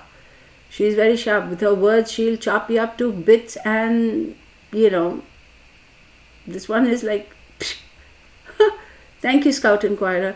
So with this card, with the Queen of Swords, I'm going to say definitely this is a very self-sufficient person, very honest, brutally honest, and doesn't give a flip, man. This one will tell you off. Like, she will make you feel like a piece of doo-doo in a heartbeat. If you have a judge with this energy popping up, I'll be like, shoot, I don't want to stand in a court. No, I don't want to. I do not want to stand in court if I have a judge with this kind of energy. If there is a person who is a criminal and is waiting for the verdict and you get a judge with this, God bless you. You know you're going to get the maximum sentence. If you have an attorney on the other side, with this attorney is going to shred you to bits, buddy. Shred you to bits. If you end up with with an in-law with that energy, you're always going to be criticized. Everything you do is going to be under the microscope. Everything you do is going to be like, I feel for it. But with this person, she or he speaks the harsh truth, but sometimes that's what we need to hear. That's what we need to hear. You want a doctor who speaks the harsh truth. You don't want to go to a doctor who's like, oh, it's okay, Miss Reddy, it's all right, you'll be fine. No, I want the doctor to tell me directly, Miss Reddy, you need to lose 20 pounds. Actually, the doctor I have, I'm just going to call him Dr. Jeffrey. He's the bomb.com. He's such a cool, laid-back guy, and he'll tell it, he'll just speak it out, and I love it. And he says, Miss Reddy, the first time I met him, after I spoke or whatever, he said, Miss Reddy, there's one thing I've come to realize after speaking with you for the past 15-20 minutes, that you shoot straight from the hip. He puts out his hand, he shakes my hand, and he says, I'm so glad to meet another person just like me. That was how my first consultation with the doctor went. He's just an awesome guy. I have a lot of respect for him. He's straight up, man. He doesn't give you no bull. He's like, this, and this. And he'll be like, what do you expect then? Right? So anyhow, so you want somebody like that who'll give it to you straight up. It's not going to be sugar coated. It's not going to be, oh honey, it's okay. No, it's like, listen, this is the energy. You need this kind of energy sometimes in your, not you as in we all do. But I'm also going to tell you, if you are this type of a person, right, who's very, that's it type of, I'm going to speak and I'm harsh and whatever, you may not necessarily be well received all the time, because you don't do it necessarily from a place of wanting to be mean or wanting to be purposefully mean. You do it just because that's the way you are. You don't really much pay attention to, you're not cognizant about the other person's or the recipient's feelings or mindset or thought process. This could lead somebody further down into the rabbit hole if they're already feeling depressed and bad. So you got to be very careful when you're talking to people who are very sensitive or in a situation where, they are feeling very isolated or feel like, their life is like, questioning that. we have seen in a lot of cases where, that online bullying, and ultimately that young teenage child, she went and this person, this adult, she took on the personality or the profile of a young guy, 16, 17-year-old, and she started bullying this young girl around that age and saying nasty things. And ultimately, this young girl went and committed suicide. Well, come to find out that profile of that young boy was actually the profile of the neighbor, an older woman, an adult, and she didn't go to court. I mean, she didn't get put behind bars. I would think that's murder, but she didn't. So you got to be careful, how you say things, who you say things. So if this card keeps popping up, I'm going to say, watch your words. Just watch your words, okay? Because you may not necessarily say it from a bad spot or from a mean-spirited thingy, but people will construe it that way. So you got to be careful. Now, King of Swords. Ooh, finally we got to the end of this. King of Swords, right? This is a very intentional leader, very strategic in their thinking.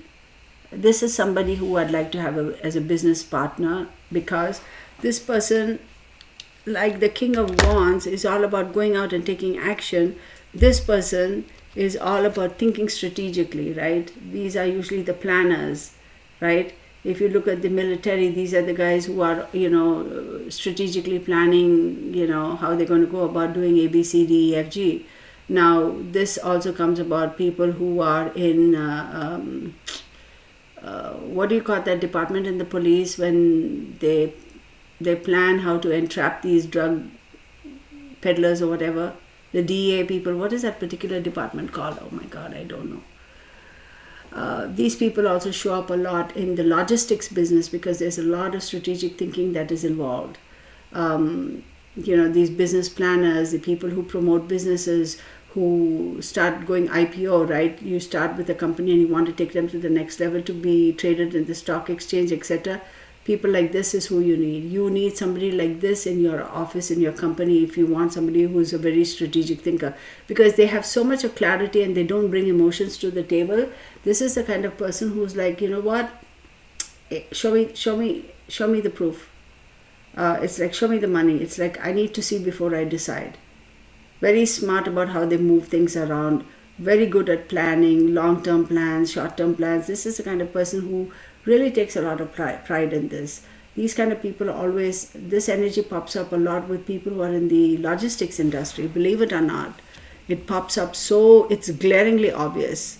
If that card pops up and I'm doing a reading, right off the bat I ask if this person is in the logistics business, and 90% of the time they'll be like, yeah. It's really, really interesting. Now with the strategic thinkers and planners, you got to also understand that energy, when it crops up, it usually tells us that this person doesn't get very emotional. So you may say that this person is emotionally void. It's not that they're emotionally void. Yes, they do have emotions, but because that energy is so strong, they are able to bifurcate, to separate emotions from reality and strategic thinking, and they get very cerebral and they start thinking from that perspective. They do have emotions. Then it's not like they're not in touch with their emotions, etc. They know how to keep the two separate, right? Once they turn on this profile, they're very clear. This is how we need to do. These people are very I'm showing you the wrong card. The King of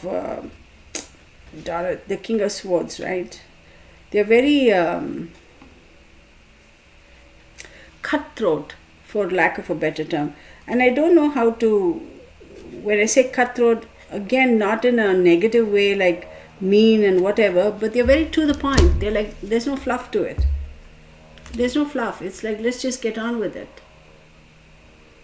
But when we talk about strategic thinking, remember, strategic thinkers, when they strategize, they have to look at so many different aspects. They can't be just one-track mind. So they really do consider a lot.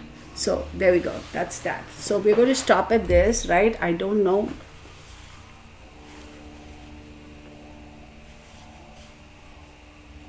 Yes, the Ten of Wands does have all the zodiac signs in it. Yes, absolutely. Or all the suits, absolutely. Absolutely. Yes. You're literally stuck to the... Okay. Ari, my whole name is Sundari, but I go by Ari. I can totally relate, Kirtana. Judge Judy, yes. Holy metals, yes. Beautifully said, Kirtana. Thank you. So one thing I want to say, you guys, first and foremost, thank you for being here for so long, listening to me go on and on and on and on. Now what's going to happen is I will put up in the description box those books that I recommended. But again, don't go and spend all your money. Get one book, look at it and see, how it helps you. At the end of the day, y'all, please see another thing, a lot of people say, oh, well, I bought this book and it had different kinds of spreads and all that. Look, you see me. Sometimes I do the horseshoe, I do the Celtic, sometimes I do just a 5-card spread, I do the 8-card, I do the 15-card, whatever calls, because if I have a specific question and push to pick a particular spread, as long as I've been given clarity for that situation or that question, that's all that matters. Some people only do 3 cards, some people straight away go to the Celtic cross. It depends on what it calls for. You can formulate your own spread. You don't have to necessarily follow what a particular author or a tarot creator is saying. Traditionally, certain spreads were, used, but you can create your own spread. You can do just one for the past, one for the present, one for the future, and one overall energy. You can do that too. Some people always say, okay, what do we have at the bottom of the deck? Oh, at the bottom of, oopsie. At the bottom of the deck, we have, the star card. Ooh, great. We have the star card at the bottom of the deck. That is the ground. It depends. I'm not dissing anybody who does that.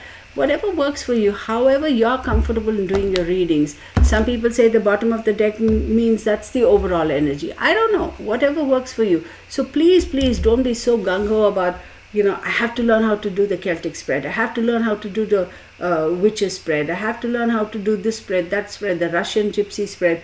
Ay. Just start with 3 cards. Graduate to 5 cards. Then you figure out, you, the tarot reader, you can say, when you go and ask a question, what do you want to know? You want to know, is that Bunny's hair? Dang it, Bunny's hair is everywhere. So you learn, you want to know, first and foremost, what is the current situation? Write it down on a piece of paper. What led to this situation? Where is this situation going to go? What do I need to do? Where is the situation going to go? Meaning, what is the end result? What do I need to do to facilitate a positive outcome? Is there anybody who is purposefully creating this situation and creating a negative outcome? What do I need to do to facilitate that person does not continue to do this? So you will have your own questions, correct? You will have your own questions when you want to go and get a reading done. So write down those questions and you decide in your mind, what is the most important question? What do you want to know? What is the current situation? So where do you want to put that card? Do you want to put it right in the middle? Put it in the middle. So all these kind of things, y'all, I will discuss in the next class. So now, since y'all will have 2 or 3 weeks break until the December 4th, take your time, right? Besides enjoying Thanksgiving, take your time, play with your cards, do your own little thingy, research. If you want to go get some books, go get those books and try to, of course, educate yourself. Knowledge is never a waste, right? And try to practice and do whatever. And then when we come back, when we reconvene on the 4th of December, then we'll pick it up there. One thing I'm going to recommend you guys is, yes, please do cleanse your cards. Please do. And remember I said I do that ritual when I get a brand new deck is, I have a little conversation with the deck and say, hey, now we're here. Let me introduce myself to you. I would like to, work with you. I really appreciate you helping me. Please show me if you will help me. Can I count on your continued support? And, I just have a little conversation, bond with my deck, and then I draw the first spread. That first spread right away will tell me whether this deck is going to work for me or not. Or, the energy from the deck is something that I am going to be happy with and I can work with. Sometimes the deck, clearly tells me like, no, and I put it away. I don't just blindly discard the deck. I put it away. I take it out again after a couple of weeks, and then I go through the process again. I cleanse it again. I do my meditation, and again I ask this conversation with the deck. Can you please help me? Is this the right time? And then I get an answer and move on. I do that for every new deck I get, y'all. This is just something I do. So see if that is something you want to do, encourage you to do, okay? Because that is an energy, okay? It is an energy. For example, we go and get a tool. We buy a tool, right? We want to know how to put it together and how to use it. You read the manual, right? And then you do it. So look at it that way. And then once you familiarize yourself with all of this, you start using a card a day for meditation. So shuffle the deck in the morning, right? Shuffle the deck in the morning when you sit, and completely, empty your mind. Or if you have a specific question, ask the card draw one card. See what that card means, okay? And don't flip out. If that one card is a Tower card, don't be like, oh my God, everything is coming crashing down. Or if the card is a Death card or the Devil card, don't flip out. Think about it. If you ask about a specific question and the Tower card pops up, what does the Tower card first mean? What is your question? Try and connect the two and see how it plays into it, right? Now, if you are the kind who wants to do meditation, for example, you say your little spiel, your prayer, and you draw one card out and you get a Tower card. And you're like, how am I supposed to meditate on a Tower card? How am I supposed to meditate on a Tower card? What is that going to do for me? Think about it. What does the Tower card signify? It signifies something needs to come to an end. Something is going to come to an end, which is going to clear your space for something new to come up. So be accepting of the fact that something has come to its natural demise. You need to let it go so something new can come in. Can you not meditate to that? So don't blindly jump and get yourself in a little tizzy and get your knickers all twisted up because, oh my God, I wanted to meditate and look what card I picked up. I got the 10 of swords and I got the 3 of swords or whatever. Detach yourself a little bit. Don't spin your wheels. Detach yourself. What does the 3 of swords mean? What was your question? 3 of swords means there is either a surgery involved, somebody is going to deceive you, stab you in the heart, whatever. What was your question? See how it correlates. How do you meditate to a 3 of swords? How do you meditate? If you need to go into a surgery, then be proactive and accept it for what it is and think about the positive outcome it's going to come. I am scheduled to go for a surgery. I know exactly what the outcome is going to be. It's going to be a positive outcome. I'm only going to meditate and I'm going to will my way to a positive outcome. You can meditate towards that. If it's a broken heart, somebody's just stabbed you, if it's a 3-way situation and you just found out, well, thank God you found out now rather than 10 years later. As disheartening and as sad it is, so appreciate the fact that you at least the information has come to you now. Now you have the power to progress and do what you need to be able to get out of this situation. You can meditate on that. No card. See, you can make the cards to be negative or positive when you're meditating depending on your mindset. If the Tower card pops up, I'm all great for it. If the Devil card pops up, I know that there is some toxic energy here that I need to let go. There's some codependency that I need to let go. If the Death card comes up, I completely embrace it because death means what? Change. It means rebirth. It means something new. Something has to die before something else can take its place. So your mindset is the most important thing in tarot, okay? So we've been here for, oh my goodness. So y'all, I think we should stop because now holy popcorn, but the truth sets us free. True. Boom. Mic drop. I get it. Thank you for all that you do, Kitana. Oh my God. You are a true earth angel. Many blessings to you. Thank you so much, y'all. I'm just me, y'all. I'm just good old me. Thank you for the lesson, Kirtana. Y'all are so here. Lots of you. Coffee to all of us, Delvin.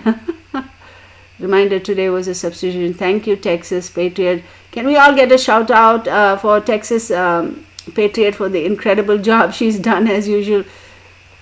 Yes, don't go crazy and spend a whole bunch of money, y'all, on books and all that stuff, right? Be careful. Start with one book and then see how you feel. Experiment. Learn. What did she say? Gypsy girls, oh wow, still going, Kirtana. I had to step off for a bit. Yeah, girl, we're still here. Putting back in the deck. Okay, I don't know what that is. Okay, Kelly B. Not everyone has the same gifts. Yeah, y'all. That's the one thing I request y'all. Not everybody is at the beginner level. Some of you are way advanced, so I do, it's difficult for me to kind of just jump off into level 3, etc., because like I said, I want to start from the beginning. I do appreciate your understanding and your patience. We'll get there, I promise we will. Okay. That's exactly how I started learning tarot. Every day I did 3 cards. Yes, past, present, and future. That's how familiarize yourself with the tarot. We all have different gifts. Absolutely. Yes, thank you so much, Kirtana. My pleasure, you guys. My pleasure, Gypsy Girl. My pleasure, all of you guys. Thank you, Texas Patriot. Thank you, all of you, for being here, for letting me go on and on. Deb Wilson says, I feel so honored that you share your... Listen, y'all, this is one thing I'll say, okay? As for the people asking about spirit, Kirtana and I are drawn to tarot because we can communicate with spirits, but you don't have to have this. Yeah, you're true. You're right, Kelly B. I do agree with you. So let me address a couple of questions, y'all. I have always believed knowledge is power, right? And I also believe if you don't share your knowledge, what use is your life in this earth, right? What is the meaning of my existence? Like, just because I'm going to share my knowledge and my skill sets, what does that mean? Am I so insecure within myself that I'm not willing to share it? Now, I did say there are some things I will not share. That's simply because the wrong information in the wrong hands can be very chaotic, and I'm not joking around, y'all. Some of this deep spirit work we do and all that stuff, those of you who are into that know it's not child's play. I'm not just going to blindly go and tell somebody and they have no knowledge, they haven't been brought up, I don't want to use the word initiated, but they haven't been educated from the very beginning to have come up and come to that level where they know how to handle the energy, they know how to do all those things, and suddenly you go give a 4-year-old child a power tool. What do you think that's going to happen? Right? That's what I mean. And again, no disrespect to a 4-year-old. I'm sure they're very, very smart and intelligent, but you know what I mean, right? So it's not stuff that you want to mess around with. But otherwise, listen, there's room for us, all of us in this world. That's what Mother Earth does, right? She accommodates all of us, her babies. So heck yeah, if I can, share, and why not, right? Why not?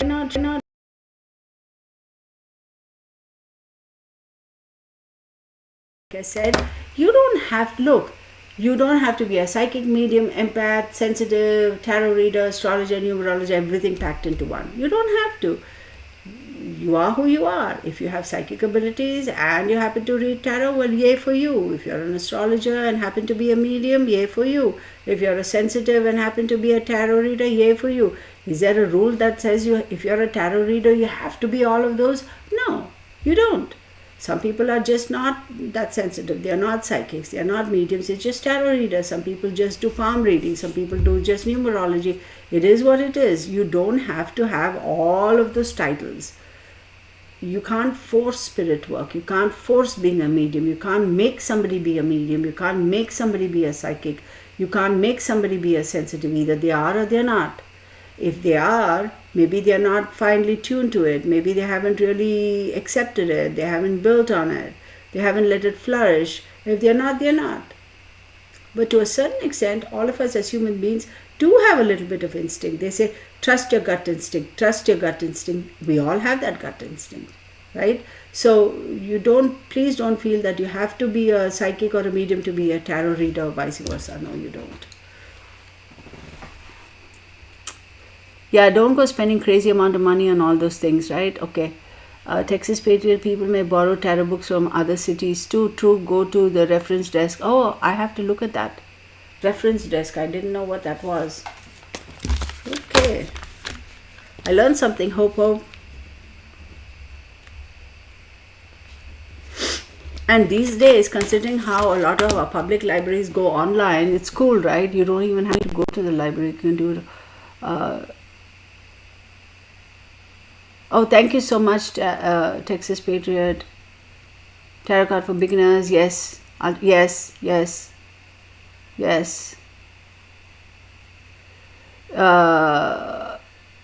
Thank you, Texas Patriot. Oh my goodness, can't do anything. Thank you. Okay.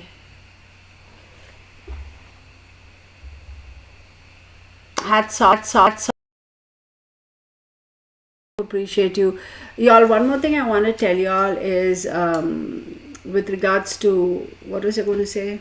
Darn it, I forgot. I completely forgot.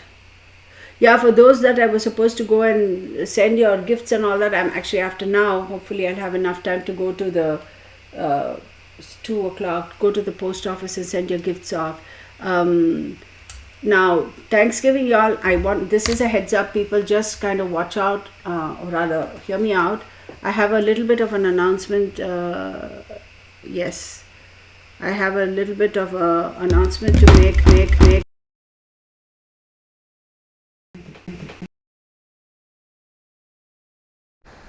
The tarot deck that I used today, y'all, is this. Learn to Read Tarot. It's the Spice Box.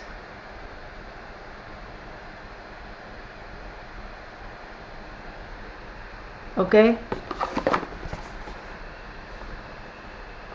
See that?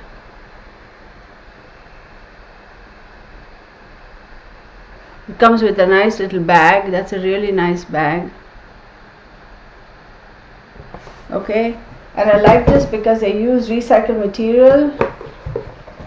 And it comes with a little book here too, like right in the middle here. This is how it comes. It's a really nice box also. It's really good quality. And these cards are also good. But I want to just give you all a heads up. These cards, these cards are like the thickness of an... I really like this because these cards are very simple. See the thickness of this card? See that? These cards are really good. I like it because of the simplicity. Black, white and a little bit of gold. That's it.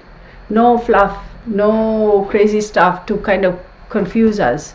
Right? This kind of a deck is very good for beginners because it's forcing you, it's training your mind to think. Right? Now, for example, let me show you one more thing. Oh, not even that. Oh my goodness. Sorry, y'all. I'm turning my back on y'all for a second. Let me use this Jungian tarot.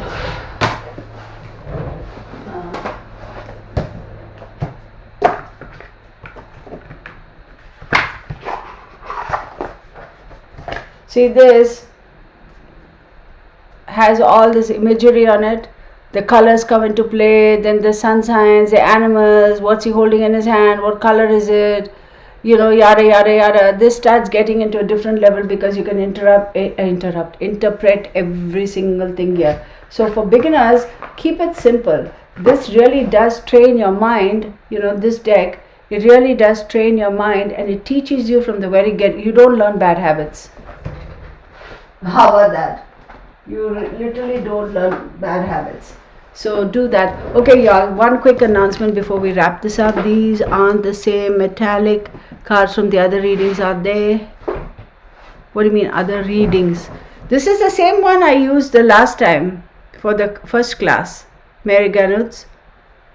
This is the same one I used from the last time. I have 2 decks. I got a brand new set on eBay for less than 20. Girl, you go for it. All right, y'all. So I'm just going to say from the 20th of November up until the 28th, I'm going to not be doing any readings, personal readings, etc. Because I'm going to be busy with Thanksgiving and family and this, that and the other. So of course I'll post the videos, like the weekly videos, etc. I'll post all of that up, but I won't be doing any readings. And I just want to say, wish you all a very, very happy Thanksgiving. Stay safe. Thank you so much for joining me. Those of you who have sent me emails, I'm still getting to my emails. I'm going to go have lunch now and get to the post office if I make it on time. If I miss it today, then I can only go on Monday. So thank you so much, everybody. Take care. Carmen, hey Carmen. Carizales, I got brand new set. Okay, everybody, time to say 10-4. All right, y'all. Thank you. Thank you, everybody, so much. Blessed be.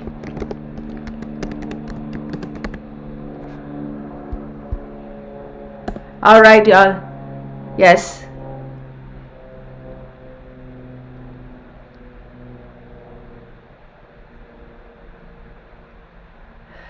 Okay, all right, everybody. I'm going to stop streaming. I'll let you all go. Enjoy your Thanksgiving. Enjoy your weekend, what is left of your weekend. Thank you for joining me. Thank you, Texas Patriot. Thank you, everybody. I do appreciate